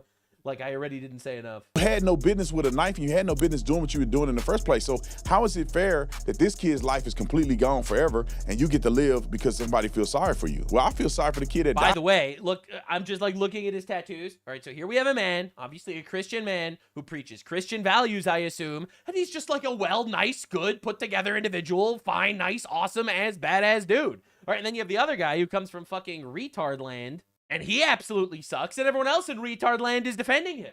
Again, this is me saying I'm so anti-racist that I think y'all could do better. But if you want to behave like monkeys with jungle laws, I'm not saying that the prison population is overwhelmingly full of black. Yeah, I wonder why, man. And to be clear, this wasn't me calling black people monkeys or anything. God forbid. Of course not. I would never do such a thing. This is me saying that going to stab a random guy just because he looked at you funky in the sports tent, that's monkey behavior. Tell us more about the surveillance video, because your notes on this were very interesting. What were you able to see? And then I also understand there was a reaction from the victim's family. The narrative that we've heard from the beginning since April of 2025 that Carmelo Anthony was under that tent for no good reason. He was just there, and then Austin Metcalf and his friends came up to approach him to say, get out from under the tent, to which Carmelo Anthony, the prosecution says, got aggressive, reached in that bag, pulled out a knife, and stabbed Austin Metcalf. You cannot stab someone in the chest and kill them because they touch you. I think a lot of what this case is going to come down to is going to remind us of what happened in the O.J. Simpson case. The race card is going to be played. Let me tell you something. Oh, yeah. Tickets have a way of coming out. You could bury them. And it's absolutely insane that this even needs to be said. Look, man, I'm not racist. So when I see a black guy kill a white guy, I want him to go to jail or die. Preferably execution, honestly, but no one asked my opinion. And when I see a white guy murder a black guy for no reason, I want him to die too. Now, it'll be a lot less common because it happens to be the other way a lot more, suspiciously, and probably by coincidence. But I am tired of making believe that this shit is normal. And just by calling out the tribalism, I'm immediately slandered as some sort of racist. Dude, it's just being honest. What do you want me to do? Lie? Yes. They want you to tell you, they want me to say that women can be men and men can be women, and tribalism doesn't exist, and that all communities are treated fairly, except for white people who have privilege. I'm not going to say it. It's not true. What do you want from me? All right, anyway, back to some black on black violence. I ain't getting involved. This is Carmelo Anthony's updates in the trial, okay? Let's be very quick. Roll it. A jury has been chosen to decide the closely watched murder trial of Carmelo Anthony. More than 500 people were on the list of potential jurors, but the jury will not include anyone who is black, despite this case being racially charged. W, let's go. Let's fucking go. Because it's irrelevant. It's irrelevant. Race is irrelevant, right, guys? Fox 4's Alex Boyer joining us now. Alex. Hey guys, good evening. That's right. You know, and I can tell you that a court spokesperson confirmed that there are indeed no black jurors on this panel. And I can tell you that before this jury panel was seated, the defense objected to 3 black women being struck by the prosecution. Now, the prosecution contended that it was... That's right. Dude, if I was that judge, I would also use all 3 of my strikes on black people without even a shadow of a doubt. I don't even want to risk the tribalism. Not saying that there would be, but I wouldn't even want to take that chance. Due to the fact that the women were educators, noting that this incident... Oh, they were educators. So you're giga-fucked if you have one of those on the jury. ...happened at a school function with... Educators is basically equivalent to, a minority did a crime. Well, he's probably the victim. ...young students. The defense then pointed out that those were 3 of those, were 100% of the available black jurors in what's called the strike zone, adding that the state struck all 3. The judge went out and reviewed their questionnaires and came back and said that the defense's challenge to the 3 jurors being dismissed was denied. The judge said the court found that the state had non-racial means to strike the juror. So, you live in Frisco, Texas. This is in Plano, Frisco. The amount of black people live in Plano, Frisco is very small. So when you start to get a jury of your peers, it's not a lot of black people that live there anyway. So you're not going to get a lot of black jurors. The argument that it's a problem because there's no black jurors is an argument of a person who's a racist. Because to be quite honest, white people sometimes advocate more aggressively for black people than black people do. And these white people that carry this, what we call white guilt. And they want to be a white savior. So sometimes these white people are more radical to support black people when they shouldn't, more so than black people are willing to support black people when they shouldn't. So just because everybody's white don't mean that necessarily it's a biasy, unless you're a racist. And you believe that every white person can't be impartial when it comes to stuff. That's right. That's based as fuck. I wasn't going to say it, but I'm glad he did. That's right. Anyone that complains about the jury not having black people is just a racist and think that white people are all bad. He's just completely correct here. I was hoping he was going to say it. Really to me. But some people are still making that argument. Let's get to Carmelo's defense plan and roll it. The defense strategy is already clear. Self-defense is a protection that applies to each and every one of us. Explain your self-defense. Carmelo Anthony. Self-defense of going in a place where I'm not supposed to be and stabbing an innocent guy just because I felt like it. Yep, self-defense. His defense attorney, Mike Howard, asked the public to not rush to conclusions before hearing all the evidence surrounding the deadly confrontation. Yeah, I heard enough. Between Carmelo Anthony and Austin Metcalf. This is a tragedy all the way around for both families. Yeah, I guess. It's a tragedy when your son is a murderer, I guess. What the fuck does that have to do with anything? Rushing to judgment you know, some lawyer speak. Trial by Even he doesn't believe what he's saying. Public perception and trial by media is not how we ensure justice is done. Legal expert Keith Harris says the defense has to show why the jury should consider self-defense. According to the arrest affidavit, Metcalf was unarmed, while Anthony brought a knife to a track meet. I think that that's ultimately going to be something that a jury also considers as to whether or not he even should have had it to be. Bro went to a place where he's not supposed to be to beef with some random guy who tells him to leave 15 times. And then he says, you know, touch me and see what happens. And he stabs him in the heart. Sorry, actually. No, that guy's a fucking monster. He's a savage. He needs to die. Yeah, we need to execute him in public. Begin with. Police say the confrontation... I told you, man. I'm an Old Testament extremist here, all right? A man that takes a life needs to have his life taken in return. Now, I'm really tired of this. And this was obviously intentional. Intentional with infinite witnesses. Right? You can't argue, oh, it's just circumstantial evidence. 15 eyewitnesses all say this happened. Get out of here. He admitted it. He admitted it to the police officer. Yeah, I killed him. Sorry, bro. Began when it was raining and Anthony sat under the tent where Metcalf and his team were sitting. Police say Metcalf asked Anthony to move from under the tent. Officer Taylor Wetzel wrote in an affidavit that a witness told him Anthony grabbed his bag, opened it, and warned Metcalf, touch me again and see what happens. Witnesses told police Metcalf then touched or grabbed Anthony while trying to move him, and Anthony allegedly... You know, because he wasn't supposed to be there. ...pulled out a knife, stabbed Metcalf once in the chest. Metcalf's twin brother, Hunter, was standing next to him. We asked him to move. He started getting aggressive and talking reckless. And my brother stepped in and said, you need to move. He's like, make me move. Austin grabbed his backpack. Harris says those facts could become critical for jurors. The prosecution could say that he was kind of asking for it. I think the flip side for the defense, when you think about it, these are 17-year-old boys. And I was 17 at one point in time, and so you think about... Yeah, I was also 17. I never even had the impulse to stab someone in the heart. 17-year-old boys don't make the best decisions. Don't make the best decisions. He stabbed an innocent guy in the heart. Hello? Arrest affidavit, Officer Eduardo Cortez said, as we were walking him, Anthony, to the squad car, the suspect was emotional and said, he put his hands on me. I told him not to. Yeah, but that's not threatening your life. Self-defense is when your life is at risk. What are we talking about? Another officer later wrote, Anthony made another spontaneous statement and asked if what happened could be considered self-defense. Harris says those statements are important because they may help Anthony's attorneys get... Look, man, if it was actually self-defense, he wouldn't need to ask, could we count this as self-defense? It's self-defense in front of a jury. If the officers testify to what he told them as soon as they got there, that's going to be the scintilla of evidence that defense would need to get self-defense in the charge. As a defense attorney, they're going to try every avenue. That's their job. The truth will come out. Under Texas law, once self-defense is raised, prosecutors must disprove it beyond a reasonable doubt. Harris says the defense may argue Anthony reacted emotionally and impulsively in the heat of the moment. Yeah, that's still murder. We believe in the Constitution. We believe in the laws of... We believe in the Constitution. Which is why my boy, my little angel, going to stab a random white kid on the street is actually a good thing. And we're going to raise $500,000 now. This is the thing that I said before that put an icing on the cake. I don't know how the trial is going to end up going, but I think that once you pull a knife out on a person who does not have a weapon and you say, touch me again and see what happens, therefore you have now created premeditation. Because you could just move.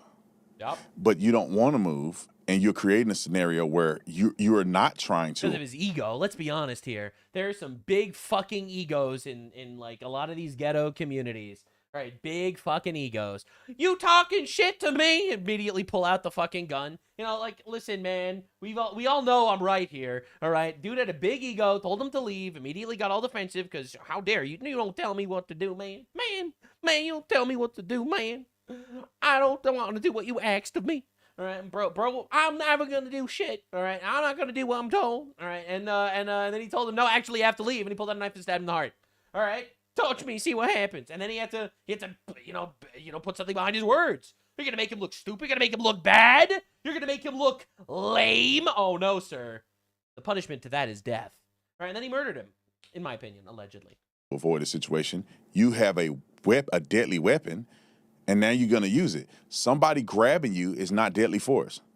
Somebody about, pushing you is not deadly force. Yeah, but it bruised his ego. Like, I'm just being honest here. That's what happened, in my opinion. So if you're going to use deadly force against somebody, it needs to be comparable. That means that you need to have a threat of deadly force in order for you to use a deadly weapon against somebody. If you have no threat of deadly force and you're welcoming somebody by saying, touch me again and see what happened, and then you go to kill that person, now you're in trouble for premeditation. That's right. And I'm sad for both of the boys. You know, I really am sad for Carmelo. If the other boy didn't die, I would think that they would give Carmelo another opportunity to let him do some rehabilitation, maybe see why he's so angry. Yeah, they shouldn't, though. Yeah, I'm sorry, man. Even if he just tries to kill him, they should lock him up forever. Nope. Why is he carrying a knife? No, I don't care. I don't care why he was carrying a knife. It's the United States of America. You could carry knives, all right, in most places. All right, maybe not at a track meet or whatever, but it's not that he was carrying a knife. It's that he decided he was going to fucking stab that guy because he bruised his ego. Sorry, that's someone with zero impulse control and someone that should not be out on the streets. All right, if he wouldn't have murdered Austin Metcalf, he would have murdered someone else in a couple of years. All right, I'm sorry, bro. I ain't playing that game. But since the other kid died, man, it's kind of hard to give you any leeway, man. You killed somebody.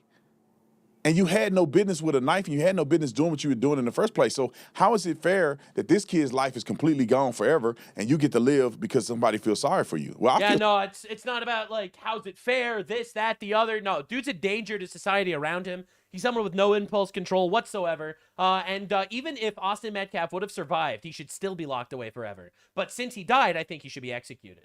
You see, I have a very different take here, I guess. Feel sorry for the kid that died.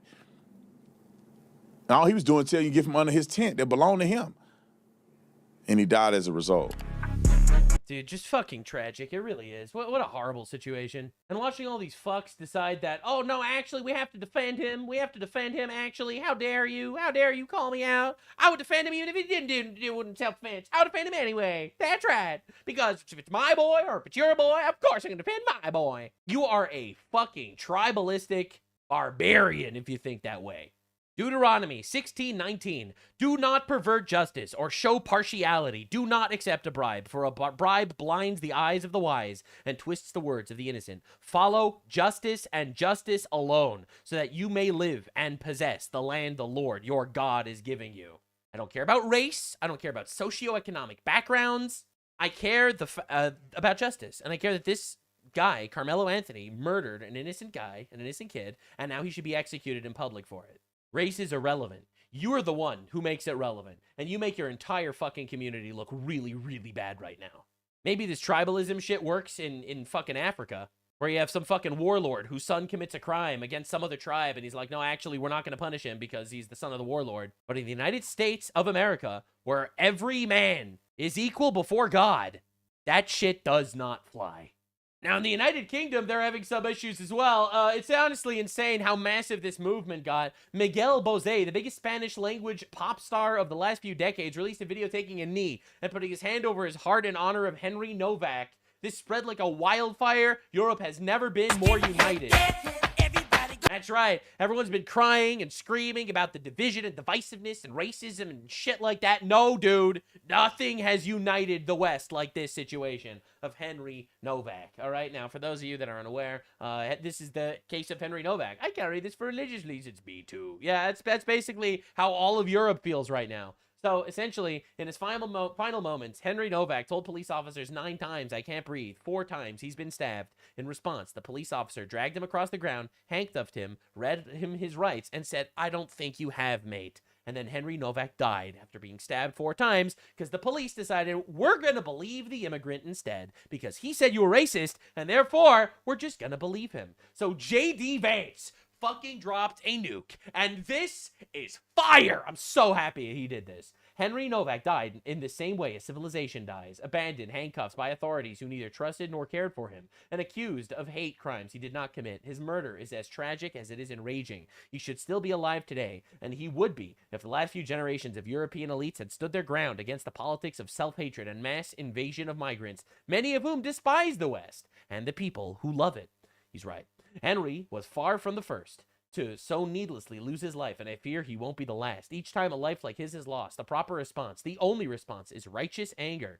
One of the most important things the Trump administration has proven to the world is that stopping the flow of mass migration and defending the national sovereignty is a matter of political will and leadership. Anything else is an excuse. He's right about this, by the way, and despite whatever anyone wants to say about Trump, he has absolutely normalized this rhetoric and this ideology. And the next generation is going to be way more right-wing than ever before, thanks to this guy. All right, and I give Trump insane props for that, by the way. Now, a lot of people say not enough deportations. You know, and I'm inclined to agree, don't get me wrong. But for the first time in my lifetime, we have negative migration. And also, for the first time in my lifetime, do I see a nationalist movement actually valuing our culture based upon biblical values. And we don't want it tainted by infinite migration from the third world. It is because we love the West that we want to preserve it. We love our civilization, we love our country, we love our children, and nobody should die in the way that Henry Novak died. May God comfort those who loved him, and may God rest his soul. Just a fantastic tweet. 12 million views, 273,000 likes. All right, people are really resonating with this one. He dropped an absolute nuke. Rupert Lowe says, J.D. Vance speaks for far more British people than Keir Starmer does. True, by the way. And of course, Keir Starmer was very, very angry about this. The second context, of course, is that we are in government. The J.D. Vance is in government. When you're on the backbenches or in opposition, you're free, frankly, to reflect on anything. Of course. Now, the context to this is, Keir Starmer says, J.D. Vance was wrong to speak about Henry Novak from a different country. Trevor Phillips, isn't that hypocritical considering Keir Starmer spoke about George Floyd in a different country? David Lammy, he's like the fucking lackwit of Keir Starmer, says, well, Keir was in opposition at the time. J.D. Vance is in government. That's the argument? Really? That's the argument? It's appropriate for Keir Starmer to do this whole George Floyd shit as a campaign, but it's inappropriate for J.D. Vance to say because he's in the government.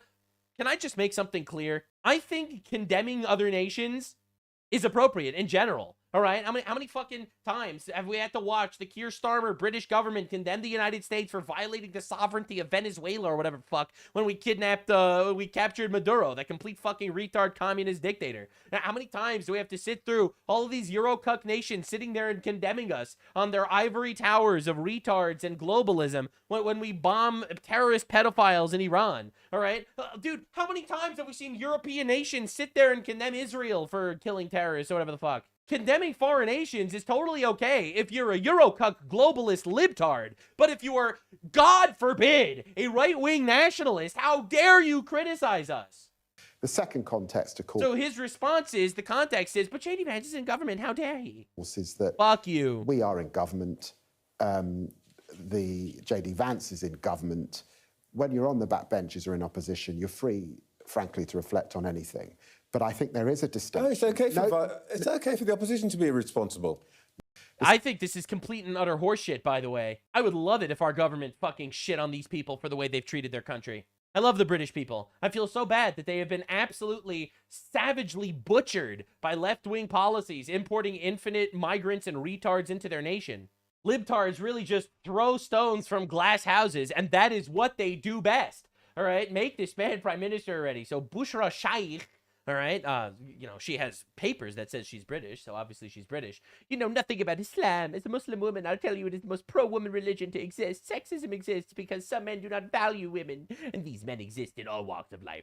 Shitty politics for your shitty, ignorant followers. And Rupert Lowe responds with this image. God, it's just fucking cinema. It's so fucking good. He's just cooking! He's just cooking! Yes, exactly this. True. All right. Now, news, it has been confirmed that Vikram Digwa, the person that stabbed Henry Novak, filmed Henry Novak for 5 minutes after stabbing him, taunting him on camera as he collapsed to the floor.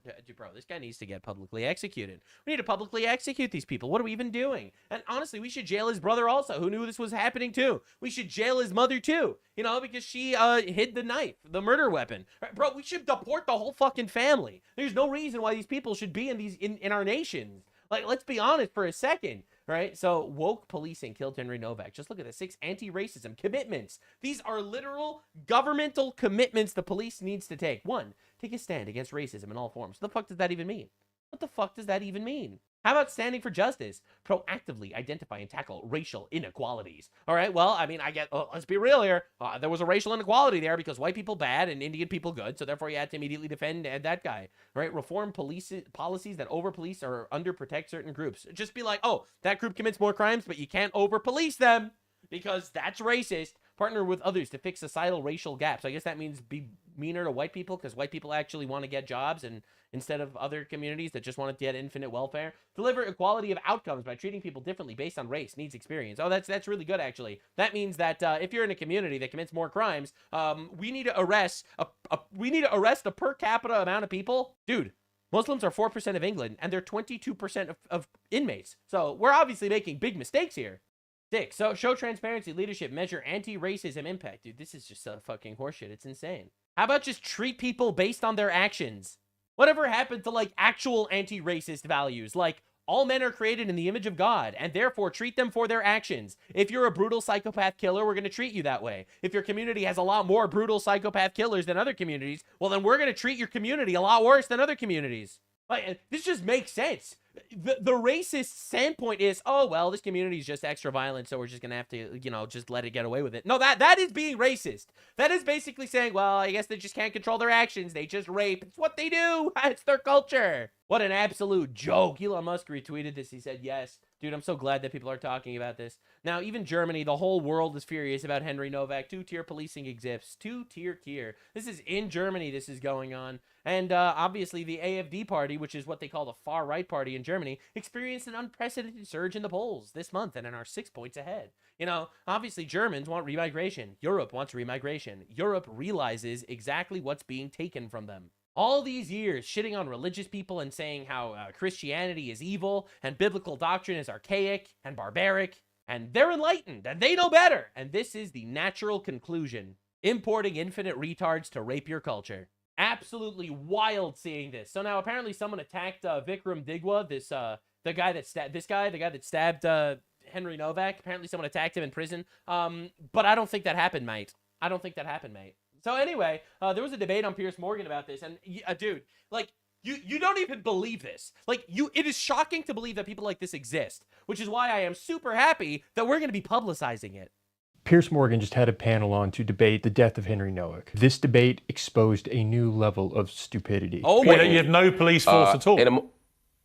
All right, let's just understand. Let's just introducing the players. All right, we got Michael Knowles. He's a Catholic guy, very conservative fellow. All right, we got this dude. He's woke and a big BLM guy. All right, we got this guy, Ali Wajahat. I think he's a Pakistani Muslim. We got Dave Smith. He is a libertarian. All right, so let's just understand exactly the players before we get into the fact that we're debating a situation where an Indian migrant stabbed a British guy 5 times, called the cops, said that the British guy was racist, so the cops literally chained and dragged and handcuffed the guy who was stabbed 5 times across the pavement as he bled out and died screaming, "I can't breathe," with the police saying, "Oh, I don't believe you. I don't think you have been stabbed, mate."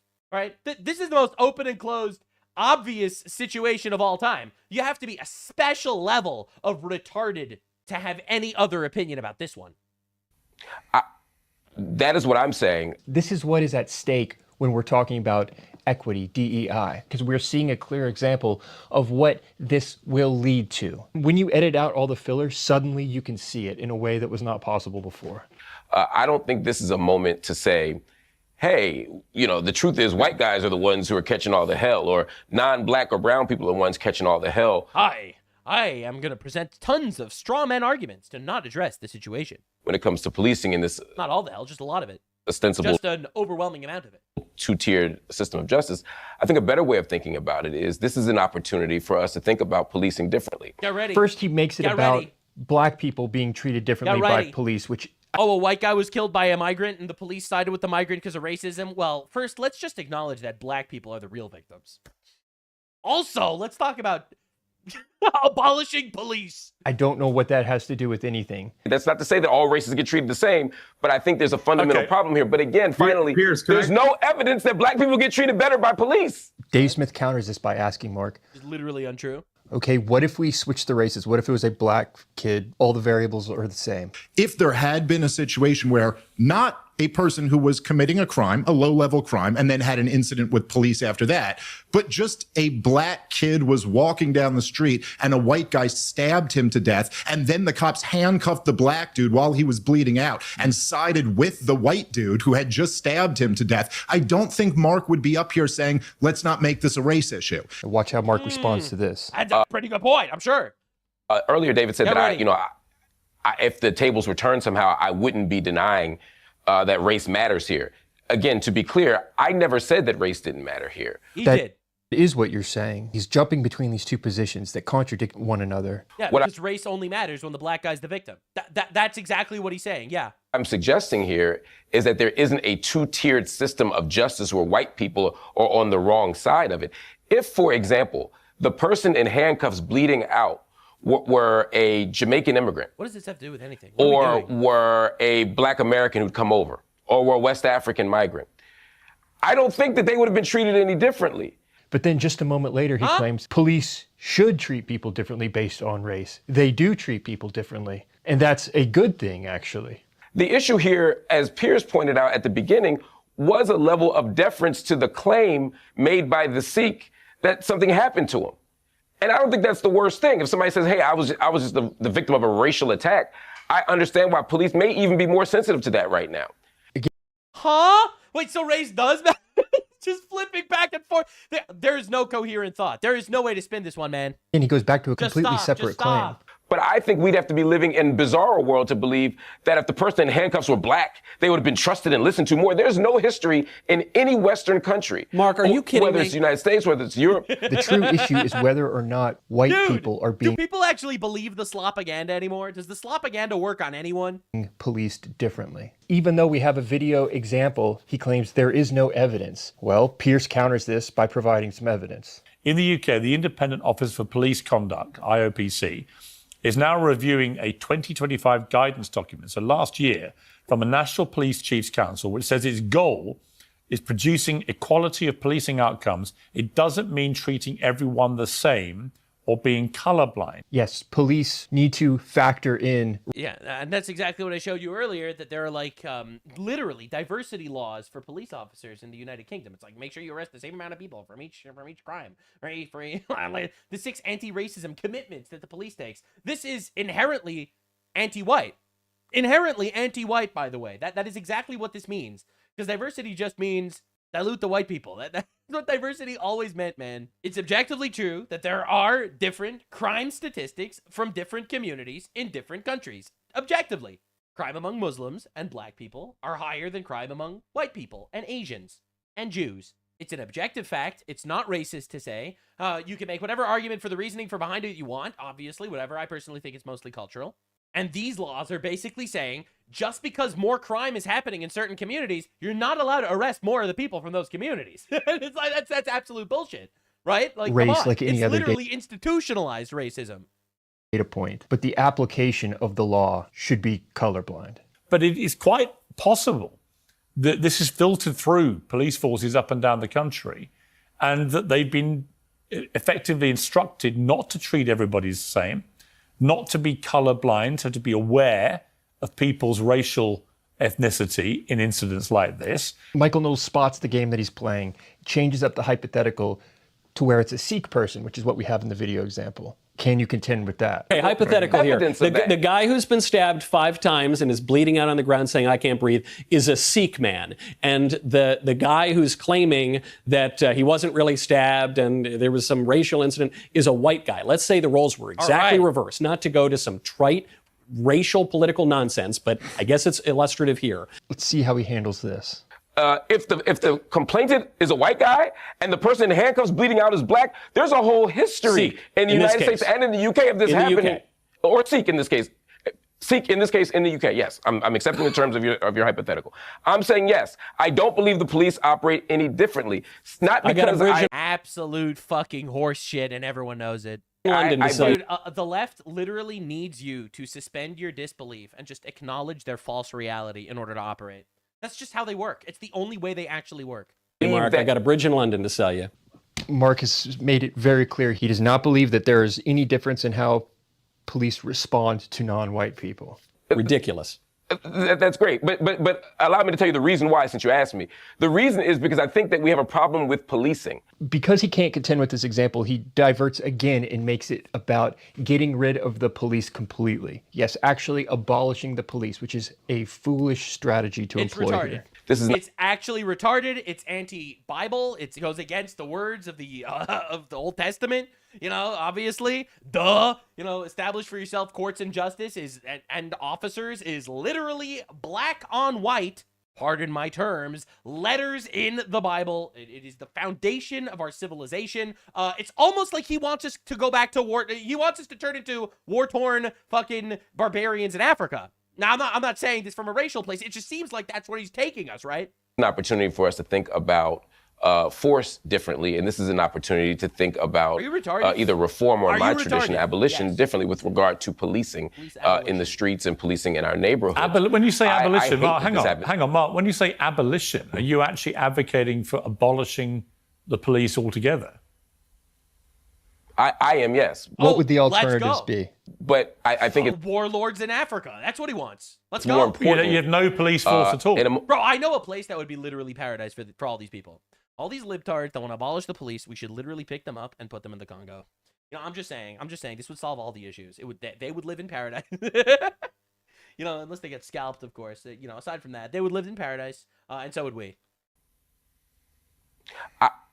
That is what I'm saying, and I'm offering alternatives to policing. So it's not that we fire all the police and let the citizens run themselves. There are other mechanisms and systems that we can install that would, like public safety forces. What is a public safety force, if not a police force? Like violence interruption forces. What is a violence interruption force? Just think about that for a minute. Therapists, a bunch of Karens with like short haircuts saying,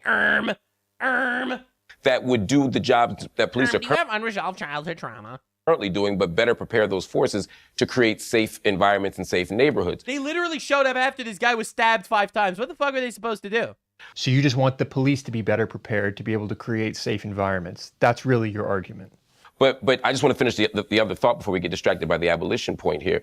It's a pretty big point to distract the debate, I have to say. I mean, I hear you, but it's calmly no more of a throwing distraction. Let's abolish the police. I mean, that's an extraordinary thing to say. Yeah, because he's retarded. Now Dave Smith because the left doesn't live in reality. Yeah. Pounces on one of the most glaring problems of this entire thing. This is how much it's a two-tiered system of justice that Michael didn't even mention. The Sikhs are the only ones who are allowed to carry these knives in public. You see, but here's the thing is, I'm just saying, it's part of my culture to carry, as an American, to carry guns. I'm just saying carrying guns is part of my culture. One group of people in the UK are allowed to do something no one else is allowed to do. They're allowed to carry knives. Why? Because of their religious belief. You're telling me that your security agency, your government has actually disarmed its own. There is one group of people who's allowed to have this weaponry and one who's not. And by the way, it's not Englishmen. What if it's my religious belief to carry a gun? There it is. Well, you can't do that. That's right. That's Why? American culture right there, baby. According to your logic, I can. No, hang on. No, it's not. It's ceremonial, sir. It's ceremonial. Yeah, it's just an 8-inch knife, but it's ceremonial. It's ceremonial. And I can't, by the way, carry it. Right? If I wanted to carry around a Sikh ceremonial knife, I would not be allowed to because I'm not a Sikh. Right? Just understand. The ceremonial knife comes along with a fucking turban. All right, let's just understand exactly what we're dealing with. It wasn't very ceremonial in this case, was it? Yeah. Well, yeah, actually, they sacrificed him. What do you mean? That's literally, it was very ceremonial. My gun is ceremonial. Just to be clear. No, but you're making it seem as if Sikhs are allowed to have weapons and no one else. They are. And that's I'll bring you back in, Mark. That's literally true. That is exactly the case. Literally the case. Yeah. Actually, it is allowed for Sikhs to carry ceremonial knives in this way, in a way that it wouldn't be for me to do the same. Right. However, interestingly, it's pretty much the same rule in America, is our understanding. That you can do that as well. So we checked the Kirpan law in the USA. What are you even fucking talking about, dude? In America, we can carry guns. Thank God for the Second Amendment. Carrying a Kirpan is generally protected as an exercise of religion under the First Amendment. I can carry a knife right now. I can also carry a knife. Yeah, it's retarded. I can carry a gun wherever I want in America because America's fucking awesome. Because we don't live in fucking cucked out UK. They banned fucking everything except for specific religions. They're allowed to have whatever the fuck they want. Again, like, bro, you are Piers Morgan is such a fucking retard, bro. Oh, but they banned guns. They banned guns. Yeah, they're currently having tribalistic war shootouts in Sydney, Australia right now among different Islamic gangs. But they banned guns, guys, so this is totally fine. Now, in America, that's not really a point. But it's regulated by states and local knife laws and banned from federal facilities and airports. So there is a slight caveat there. But yes, no one can carry a knife in the airport. That's not a slight caveat. Pierce, we got something else that cancels out that problem. You know? They're called guns, yeah.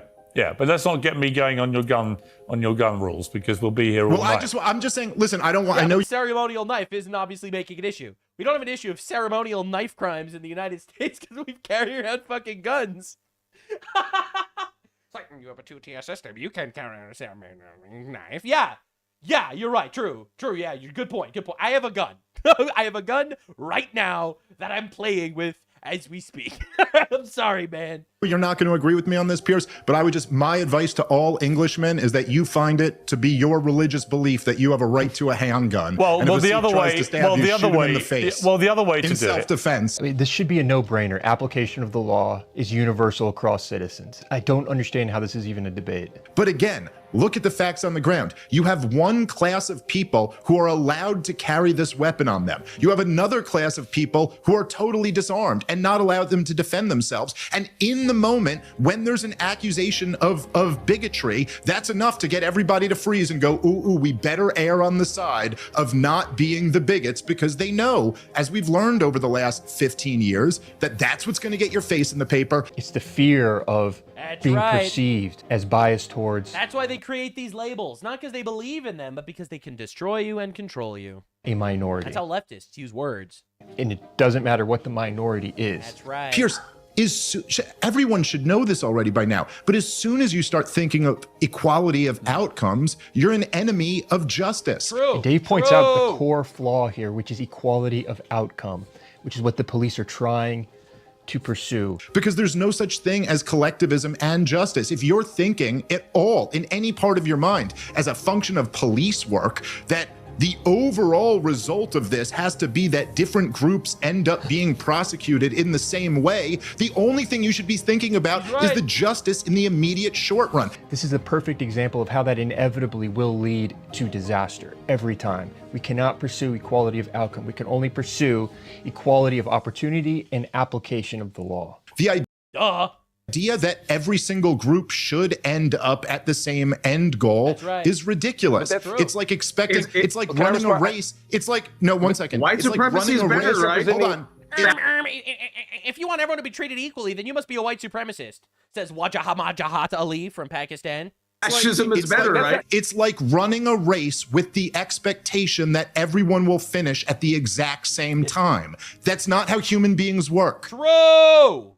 Objectively true. So in this case, when they're policing people with the idea of equality, racial equality, deliver equality of outcomes by treating people differently based on their race and needs and experiences, basically means if you have one city with white people where crimes are committed at, let's say, 1 crime per 1,000 people, all right, this is just hypothetical, and you have another community, a migrant community that came from Pakistan where crimes are committed at 10 per 1,000 people, hypothetically, you should arrest the same amount of people from each of these communities, all right? You should arrest 1 Pakistani and 1 white guy. That is what equality of outcomes is. The equal amounts of arrests, regardless of the amount of crimes. That is inherently baked into the police code. A racial ideology that is being weaponized largely against the native populations of different countries. It's defending the third worlders, and it is making life hell for the white people and the Asians and the Jews and the other communities that really have very little violent crime by comparison. Everyone knows this. Everyone with eyes believes this. I love how, like, it literally, while this debate was going on, this dude tried to call him a white supremacist for stating it, because that is exactly the playbook. They'll give you a fucking title and try to ruin your life over it, but never actually attack the argument because it's just objectively true. Well, we're tired, and the truth is, we don't really care about your labels. Your boos mean nothing. We've seen what makes you cheer. Anyway, that was today's deep dive on all of the things. Definitely subscribe. We do a deep dive every day. We try every day on all of the things, covering it in the least homosexual way possible. We are doing our absolute best here. I just have to say, in honor of Pride Month, we will be remembering the time where Muhammad was getting, you know, the men of Al-Zut were riding Muhammad in the desert all night. We will be remembering that in honor of Pride Month. Definitely subscribe, share with your friends, radicalize the generation. We're taking our countries back. I'll see you in the next one. Bye.